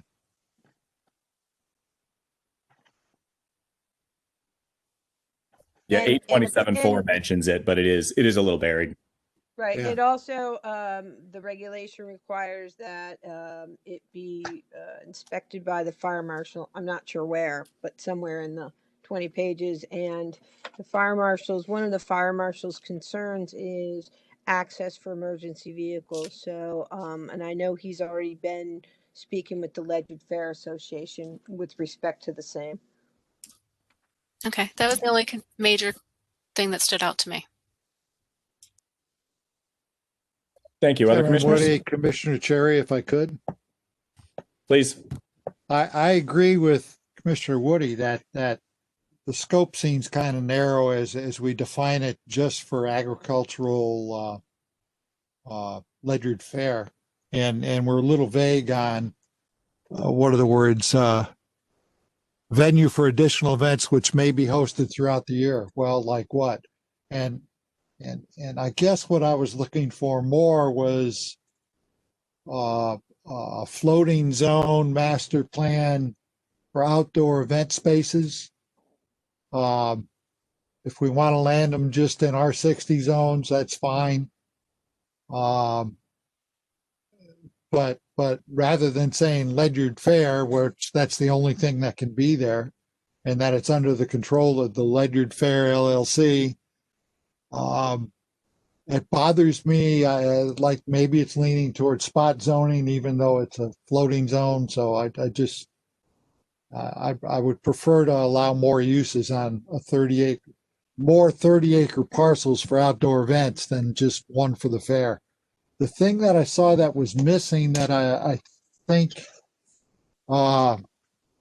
Commissioner Scanlon referred to is not so much traffic control, but in 827.91, we talk about bulk requirements. I would feel better if somewhere in the bulk requirements or in another appropriate place, we talked about access to arterial roads. I think if you're in a residential zone, we could be on a lot of collector roads where the amount of traffic and event space may draw would be inappropriate. So some wordage on access to or distance from arterial roads and how traffic will get to and from. And that may not be in the overarching document. That may be in the final approval, Harry. Yeah. What do you consider arterial and Ledyard? I mean, to me, it would be just Route 2 and Route 12. Well, I try and stay away from, it's Route 12, Route 2, Route 214, unfortunately, because the state road, 117, Colonel Ledyard Highway. They're defined in the road ordinance, which is now 300-0025, I believe. In general, it's 40-mile-an-hour speed limit.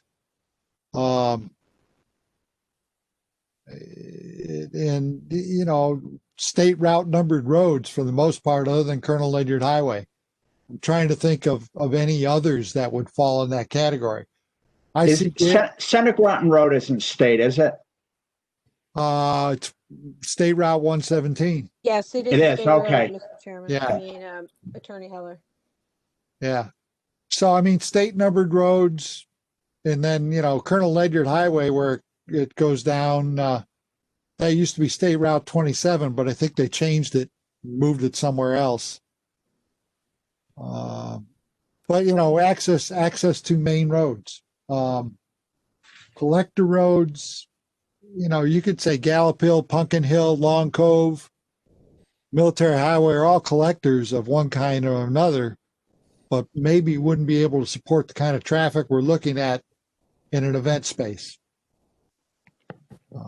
Mr. Chairman, may I comment? Please, Ms. Burdick. So there is a requirement for a traffic impact study in here, and certainly, again, it's projected traffic generated by the Ledyard Agricultural Fair. I do think it's not broad enough, so I added some notes. I have sent them off to Attorney Heller. So there is a traffic impact study that would be required as part of this, and I think it's a good comment, Mr. Cherry, to note the either the arterial or the connector roads that would be utilized by it. Well, and I think we've all been disappointed by what's required for a traffic study. That gives me the impact at intersections and tells me if they change from C to B to A, but doesn't really address access to and from. It tells me what happens at the closest intersections if we use the definition that the state uses. Well, right now it says it would be evaluating the capacity of existing streets and highways to accommodate the projected traffic, and certainly that can be more specific. I just I'm trying to think of what could we put in the regulations that would reduce the subjective nature when it comes time to approve it. I have a thought. What if in the bulk regulations, rather than outlining, 30 acres and such, what if it was a table based on the number of guests coming to an event? For X number of guests, you need this much acreage, and that way we could get a wider range of uses, perhaps. Well, I agree with you, and I'm looking for being able to land this zone in multiple places. Right. So a 25-acre lot might be suitable for an event with however many hundred people, whereas the fair would need 30 acres, that kind of a thing. That could work. Mr. Chairman, may I comment real quick? Ms. Burdick, please. I just want everyone to think about this. So my first thought when I saw the bulk regulations is, number one, why do you need them? It is a master plan. Certainly the commission can set, their own bulk requirements for it. The other thing with regards to minimum acreage is sort of going in the direction that Katie was going. I'm not sure we should have a minimum acreage. Again, it's a master plan. I think this is only going to work for the larger sites anyway, because a small farm such as Allyson Angelini, she's not going to want to go to the expense of doing a zone change with a master plan, and then you have to come in for site plan approval. So, I'm hoping with the Ag Commission, sort of address the small farm accessory events. But I'm not sure. Do we really need a minimum area? I think a minimum lot area. Minimum. I'm sorry. What we've used it for in the past is to restrict where something like this could land. That was done with some of the mobile manufactured home parks and such. You pick a size of acreage and you limit where it can be in town. I don't know if that's still desired or not.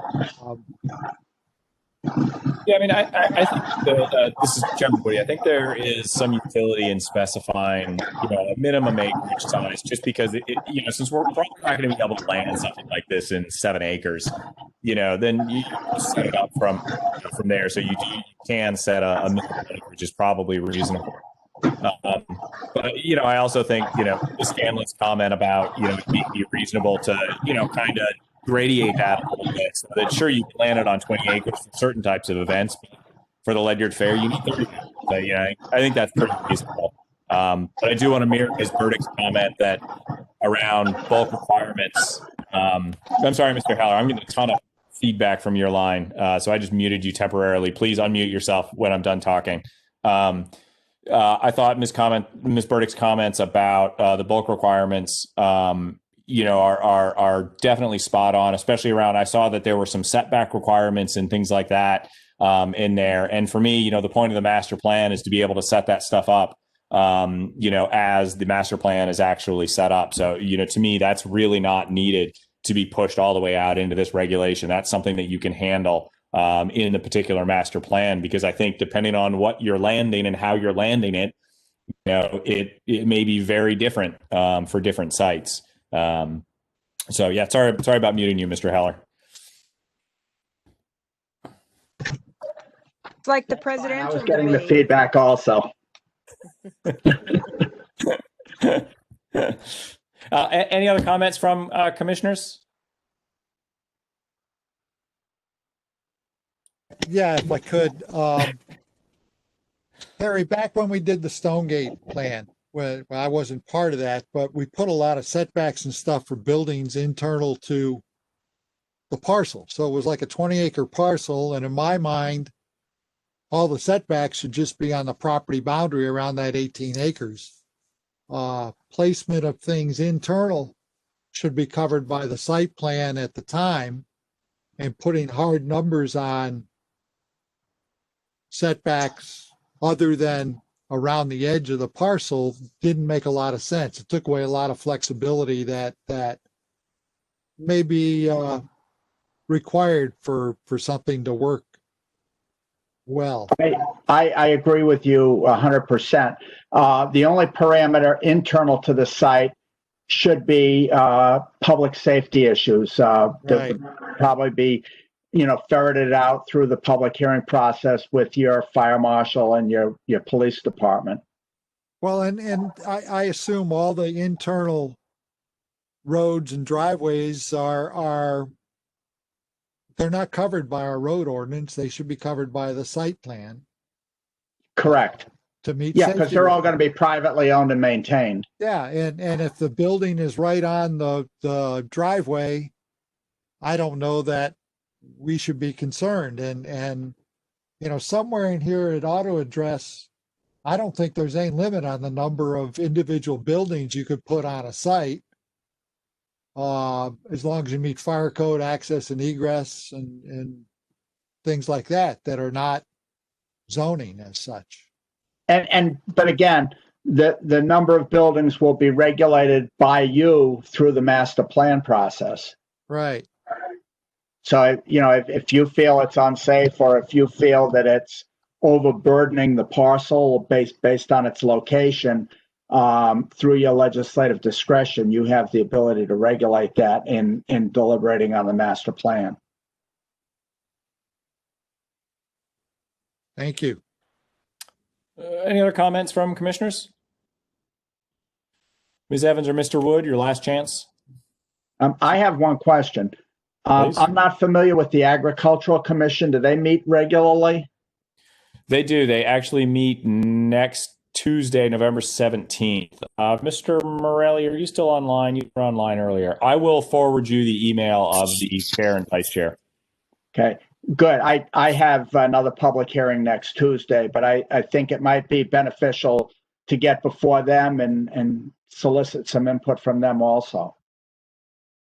If I could, another group that would probably be good to involve would be the Economic Development Commission. This has impact on economic development in town. I don't want to give more responsibilities to our town planner, but could you key them in on this, please? Of course, Commissioner Cherry. I know. Thank you. This is Allyson Angelini at 193 Iron Street, and I serve on the Ag Commission. I'm happy to bring it up at our meeting on Tuesday. I I know there have been quite a few land assessment projects as part of our initial research into needs for the town's ag community. And so I can certainly ask about it.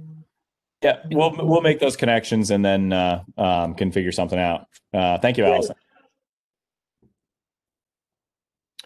Okay, with that, Mr. Heller, thank you for bringing this to us. Yes, thank you very much. It does seem that master plans are the regulation amendment in vogue recently.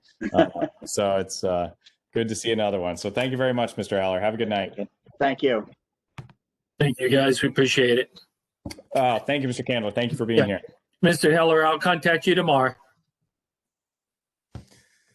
Okay, with that, we move on to, we have minutes from our meeting on October 8th, 2020. I will entertain a motion. I'd like to move that we approve the minutes from our meeting in October. I'll second. Oh, Ms. Evans seconds. Any corrections or comments on the minutes? Hearing none, I'll call the vote. Mr. Cherry? Yes. Mr. Wood? Yes. Ms. Scanlon? Ms. Scanlon? Yes. Ms. Evans? Yes. And the chair votes yes. So motion passes 5-0. Next, we move on to our annual meeting portion of the meeting. So I thank everyone for bearing with doing this in November. When we have our annual meeting in November, it ensures that we don't get screwed with timing and that the January meeting ends up being a special meeting. I will neither admit or deny that that has happened to me in the past. So we'll do that in November moving forward. So the first, Chairman? yeah, Mr. Boudreau. Yes, I was able to sign on. I didn't want to miss this. I thought I might end up being cookie chairman. You've ruined my plan, Tom. I had it all set up. I had a whole list here that I was going to assign to you. Crab procurement officer. So with that, we will move on to the election of officers. I guess normally we start, so there's 3 offices for anyone who has forgotten. We have the chair, the vice chair, and the secretary. Mr. Wood has served as secretary for the last year. Mr. Kulo served as vice chair, and he has left, so we have an open spot. Last time I checked, I was serving as chair. So I'll start out. I will go ahead and nominate Mr. Wood for secretary. I'll second that. Thank you, Tom. Mr. Wood has served obviously ably as secretary, and so he already admitted that he was willing to continue in that role. So thank you very much, Marty. I appreciate you being willing to do that. So I'll go ahead and call the vote. All those in favor of Mr. Wood continuing as secretary for 2021 signify by saying aye. Aye. Aye. Any opposed? I didn't think so. Somebody said yes. Yay. Next is vice chair. I would like to nominate Ms. Scanlon for vice chair. Second. Are you willing to accept the nomination? Sure. Do I get training? Just kidding. Of course, Sure. it's a part of everything. So I won't be here in January. So your training is to run January's meeting. So I'm kidding. Ah. So, Ms. Scanlon, you obviously know how to run a meeting, and so I'm looking forward to getting you into a position where you can do that. All those in favor of Ms. Scanlon for vice chair, signify by saying aye. Aye. Aye. Hearing none, Ms. Scanlon is the 2021 vice chair. We'll need I'd like to nominate Mr. Woody as chair, just to make it not too cumbersome for him. I second it. He served us well. And we look forward to him. He's got 3 more years. He was just reappointed. So I think I think it's good to keep them in that position at least for another year. All right, thank you. I'll accept the nomination. All those in favor, signify by saying aye. Aye. Aye. We weren't Opposed? going to give you a choice to accept. Thank you very much. And again, I thank everyone for being willing to volunteer.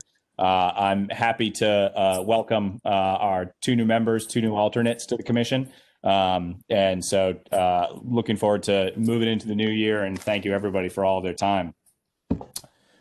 Next up, we have the 2021 meeting schedule. And so we have our meetings set up for the second Thursday of every month, with the exception of November, right? Because the second Thursday is a holiday, so we moved it to the third Thursday. Is that correct, Deb?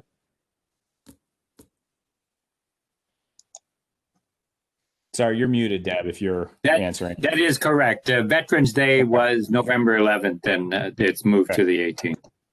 Great, thank you. I went through the dates today, and I made several corrections to Deb, which she told me I was wrong, and we fixed them. And so I remembered November being one of those.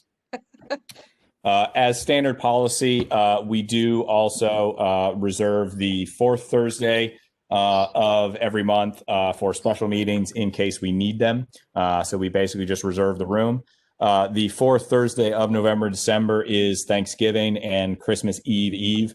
And both of those are town holidays. So those options were removed. So with that, I'll make a motion to approve the 2021 PZC meeting schedule. Second. All those in favor, signify by saying aye. Oop, did I hear a comment? Okay, all those in favor, signify by saying aye. Aye. Any opposed?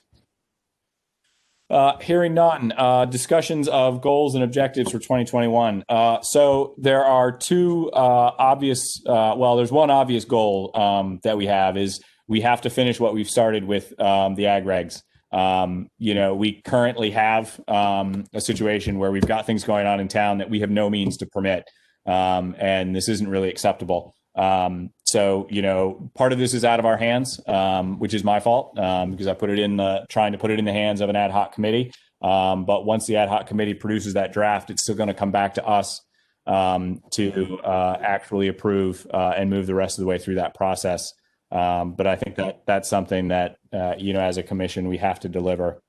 The other issue that I'd like to see us deal with at some point in this year is we do need to start thinking about the subdivision regs and the locations where they conflict with the updated zoning regulations. So there are several places where those two regulations no longer line up, or at least seem to be contradictory. So I don't have any illusions that we will finish that in 2021. But I think that that's something that we do need to start thinking about. And so I'll look to commissioners for ideas on the best way to proceed with that going forward. Next is discussion of the preliminary budget. Ms. Burdick, would you like to introduce the budget? Yeah, hang on just a moment. I have to pull it up here. I apologize. No, it's no problem. I wasn't prepared. I admit it. While she's doing that, Chairman Woody, the other thing that was left over from doing the regs was water resource protection overlay, watershed resource protection overlay that earlier tonight, we noticed that we didn't do that, and I can mark that up and get you something. And then also with Attorney Heller talking about the new regulations possibly for event master plans. Probably ought to add that to the list too. I know that the Ledyard Fair organization doesn't want to lose too much impetus by being delayed from starting again. So, I mean, that's kind of important. Yeah, no, it's a good point. It's something that we've talked about often, but never quite managed to get to the point where we pull the trigger on it. Yeah. Yep. Thank you. Have we stalled enough yet, Liz, or should I? No, actually, so I know Deb sent it to me because I read it quickly, but I can't seem to locate it. So I was thinking perhaps Deb could pull it up. I'm doing a quick search. I apologize. I was trying to make my report short, and now I'm goofing around with this. So hang on just a second. Deb, can you, do you know, it was a couple days ago, right?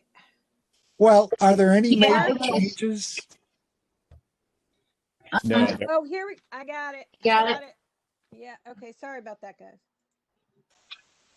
Okay. So, I can tell you that last year, the mayor proposed, let me see, what did we get cut? P&Z, other professional services. So we had 1,000 for operating expenses, and that's what we asked for, and we were given that. And other professional and technical services, we asked for and received $2,000. And I'm not sure where we are as far as using all of that. Deb, did you happen to look up in Munis and see where we were with balances? No, I meant to, but I didn't do it. I think the only thing was that seminar. Was there a seminar last year, or was that the year before? No, that was the year before, but we are gonna have the Connecticut Bar Association seminar coming up in 2021. Did they tell us what it's going to cost? It's usually $50. Because I know it's going to be virtual, but this time we want to make sure that we get enough books. Right. Well, I had Deb, when we got it, I had Deb send out an email to everybody so that the minute it's open up, we can just sign everybody up, because it is going to be limited in size because of, the virtual bit of a meeting. So the only thing I can say is, why don't can we table the preliminary budget? I can tell you, we're having discussion of the preliminary budget, but I can give you more details in the December meeting. Yeah, I mean, this is just a preliminary view. And so, I mean, I have it pulled up in front of me, and, the proposal is essentially the same as it was last year. The only comment I was going to make was, in the past, I believe we've had a line item for legal fees. But I didn't see that in this. No, they moved so it. legal, yeah, so Okay. legal fees is under the council or the mayor or some general fund. It's no longer in our individual department. Okay. And as you know from last year, I typically do our GIS as a capital expenditure. So Yeah. we're going there, and I think that was the only capital expenditure that was relative to PZC, except that we did, fight for that $15,000 for the sewer feasibility study, which we got. Thank you very much, guys. Yeah. Remember we cut and we used to have legal fees in our budget because they wanted labor lawyers and contract lawyers to try and help us with land use law. And I was able to go and get money set aside when I was chairman of planning alone to have legal fees for a land use attorney, which did well for us. Not everybody that has license to practice before the bar can spell land use. Yeah, fair enough. No, I think that, we're fine, Liz. And as this moves forward through the budgeting process, I'm sure you'll bring it in front of us again. I absolutely will. Yep. So next is correspondence. The only thing that I will note is the new Alice report is out from the United Way that came out about a week ago. We've looked at that in the past, and so I highly recommend that everyone take a look at that. It's shockingly detailed information, and so really interesting read, which contains a lot of local information. So I highly recommend everyone get a chance to look at that. We already mentioned the Connecticut Bar Association biannual meeting, I guess, is scheduled for sometime in this March, I think. It will be virtual. We're still waiting on details on that. The other thing to point out in the webinar space is Yukon Clear has moved almost all of their land use training now online because of coronavirus, which is actually probably a win for us because it means we don't have to drive to go to those trainings. Especially new commissioners, definitely take a look at the Yukon Clear Land Use Academy website.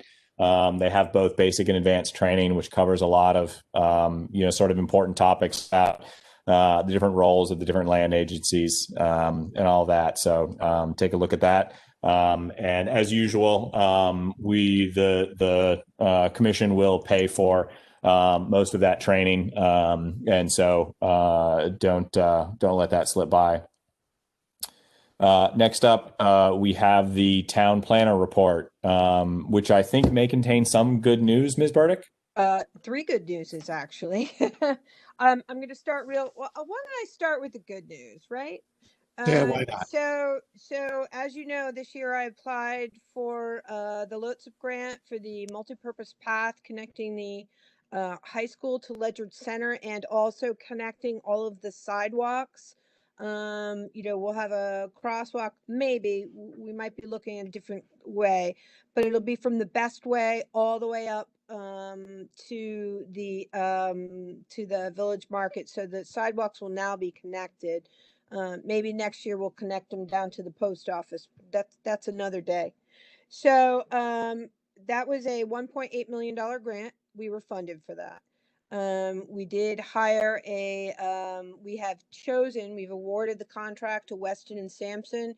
If you want to see their proposal as well as their qualifications, it is going before the Finance Committee on the 17th, and you can find all the information there. So the town is going to have to put up approximately $100,000 to get $1.8 million in money for the town. So we thought that was a pretty good deal.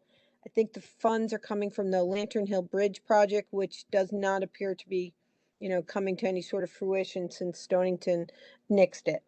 Then we got our steep grant. Yay. So we're going to do improvements to the town green. That's just over $128,000. We've been assigned to work with DECD. I don't have my person there yet, but that's moving along, and Public Works is raring to go. So you have to start within a certain period of time. There was so they wanted shovel-ready projects. This is the one that we put together in a month. So that's a good thing. One of the best news, and this has not been an official announcement, but we've been having discussions with DOH and CHAFA, and this is the one I'm most thrilled about because it's really the most needed, is the CDBG Small Cities Grant for the Ledyard Housing Authority. We asked for about $1.3 million. We've now requested the maximum of $1.5 million. And CHAFA is going to throw in another $1.3 million. And I would say with almost complete certainty that we will have $2.8 million to redo the Ledyard senior housing. So, I mean, that's just huge. So we've gotten about $4.7 million in grants this year, and that's not too shabby. Oh, and I'm sorry. I didn't know that my video was off. I apologize.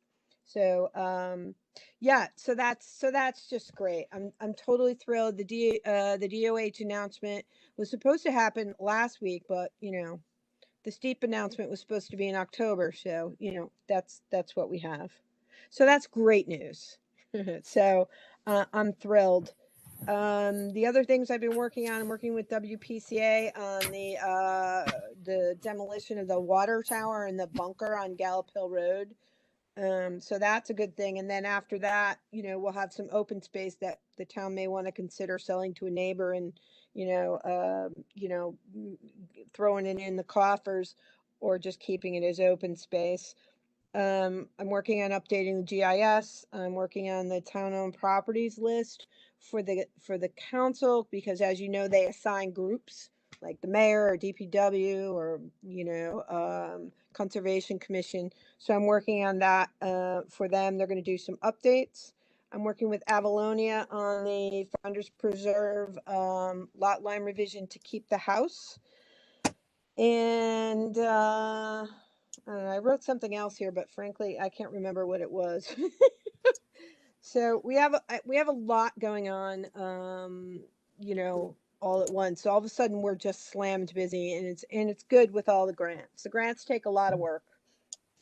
Yeah, no, I just want to, for what it's worth, personally commend both you and Mr. Maslin. I know the two of you have worked together on a number of these grants and have obviously just been doing a crazy good job of figuring out what these granting organizations are looking for, and how to write these in a way that's attractive to them.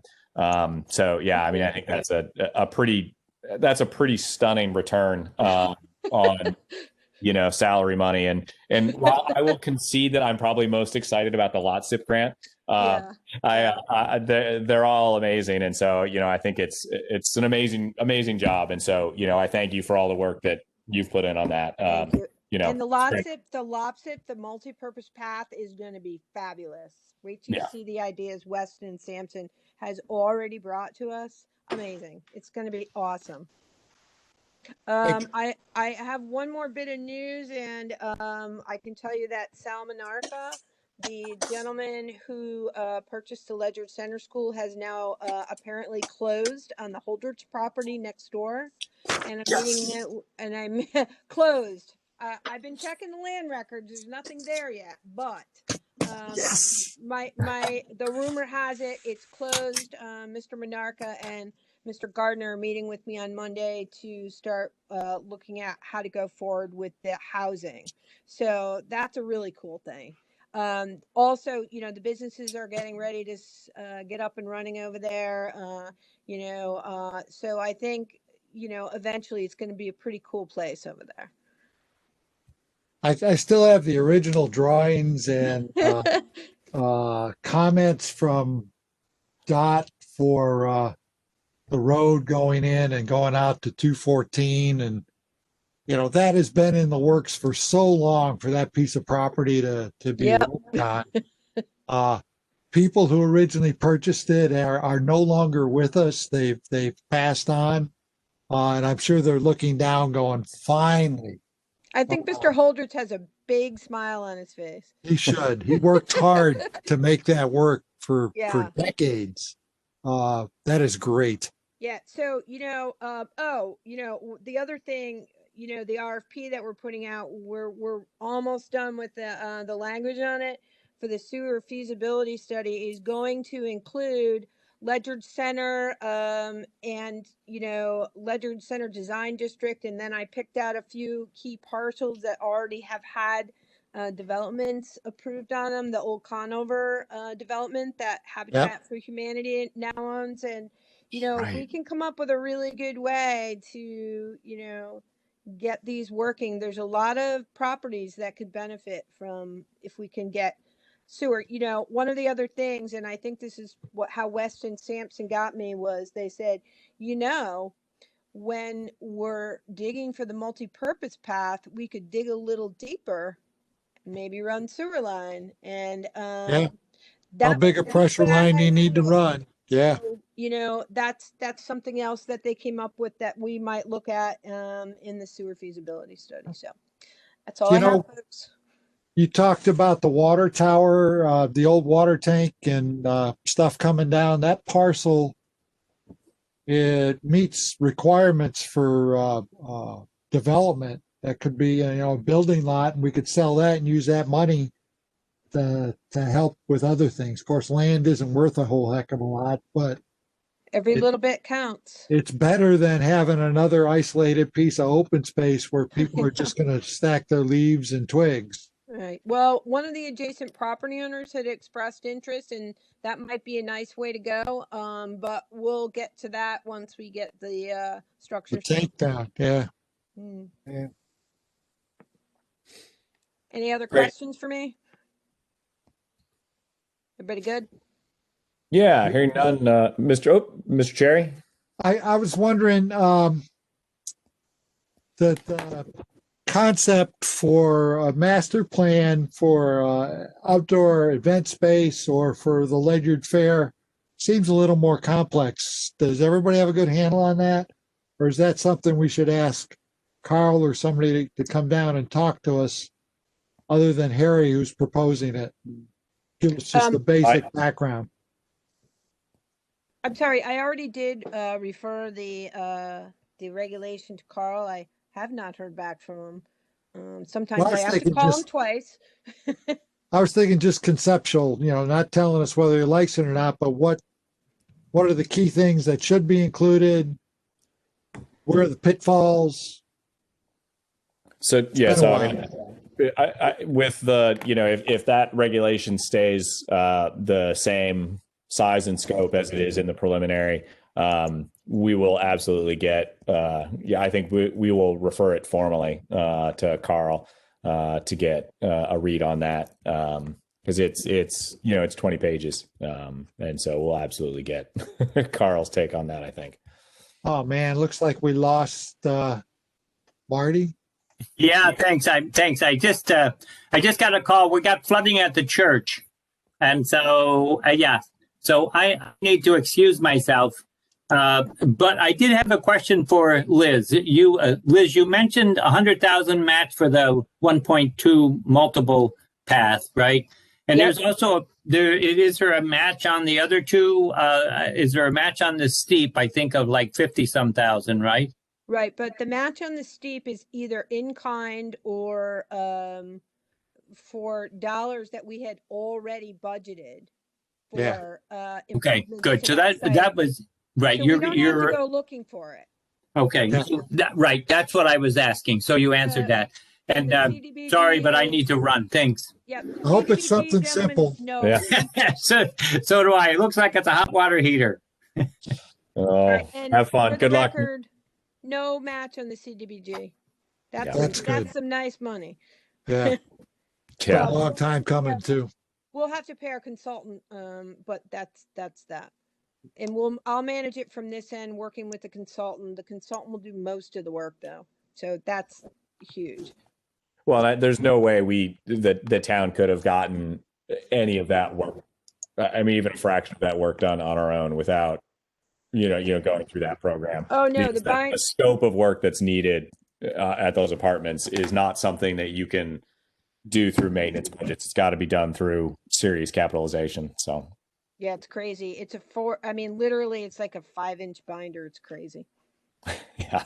Well, talking with the mayor, I guess when he was talking to the housing DOH, I guess it is, he said, well, when I was down here, here's what I saw. And the person on the other end of the phone was amazed that an elected official actually went to look at subsidized housing. He says, that doesn't happen in most of our communities. How much more money can I give you? Yeah, he was really touched. That was Miguel Rivera. He's the guy in charge.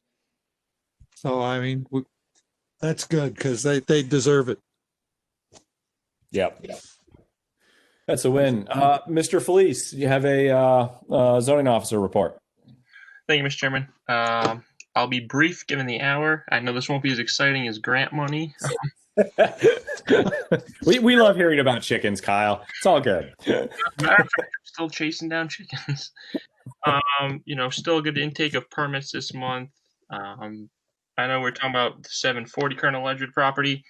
The site work was all completed over there. That has zoning compliance. I believe the building official has hopefully a final CO inspection for the first tenant space on Monday. So once he's all set, we can start issuing several of the zoning permits for individual tenants. Quite a few final inspections. I know we mentioned Quakertown and Bellows earlier this evening. Those houses are going up quickly. Those subdivisions will be complete before we know it. I'm still following up on older inspections as time allows. Have a couple newer ones I'm trying to address. I did actually have to issue NOV for a chicken because it is not disappearing. I saw that. Deb and I are working on some administrative stuff. We're updating all our applications to reflect the new fees. So we're just going through that. I was focused on some of the other commissions I staffed this month, so I apologize I don't have a whole lot done, but happy to answer any questions. Yeah, if I could, I noticed 20-15. That looks like a reoccurring problem. 45 Thomas. Yeah. Yeah, so my last inspection, there was no active business going on. He had a discussion with us after we sent the NOV. Basically said we can't, let this go on any further. He's been in communication with me. He's working with Pete Gardner to prepare a site plan. He owns a property off Fairway Drive. So his plan is to come back to the commission and get a site plan approved up there eventually. I think he's in the final stages on that. I spoke to him a few weeks ago, and he was changing a few minor things. That's been going on for a couple of years, so I'm glad he's getting closer. Mr. Chairman, Ms. Burdick? I know I can't say this enough, but I have to give some kudos to Kyle because the what's the saying, chasing cats, that was the sort of the way things went over at the Ledyard Center School. So I just want to commend Kyle. He did a great job, chasing those cats down because it was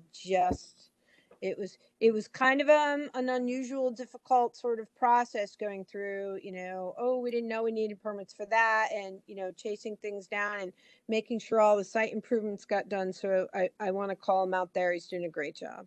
Yeah. Kyle, have you seen the cat herding video? No, I'm not familiar with that one. I will send it to you. That's hilarious if you haven't seen it. That's great. No, I haven't seen it either. Kyle, yeah. While we're redoing the ag stuff, Kyle, would it be worthwhile for us to relax our regulations on roosters and chickens? It looks like that's an awful lot of your published work. I was kind of two-sided. I mean, I kind of agree with that, but I also get a lot of neighbors Okay. constant complaints, and that's what they rely on. So I don't think we should. All of these are due to complaints from neighbors for the most part. Right. I don't go driving around looking for them. Yeah, I mean that's my feeling too. Is that these are all complaint based, and I mean it is a thing, and so I think when they're complaint driven, and that's been long term policy. So yeah, I'm pretty comfortable with not relaxing that. I get the sentiment, but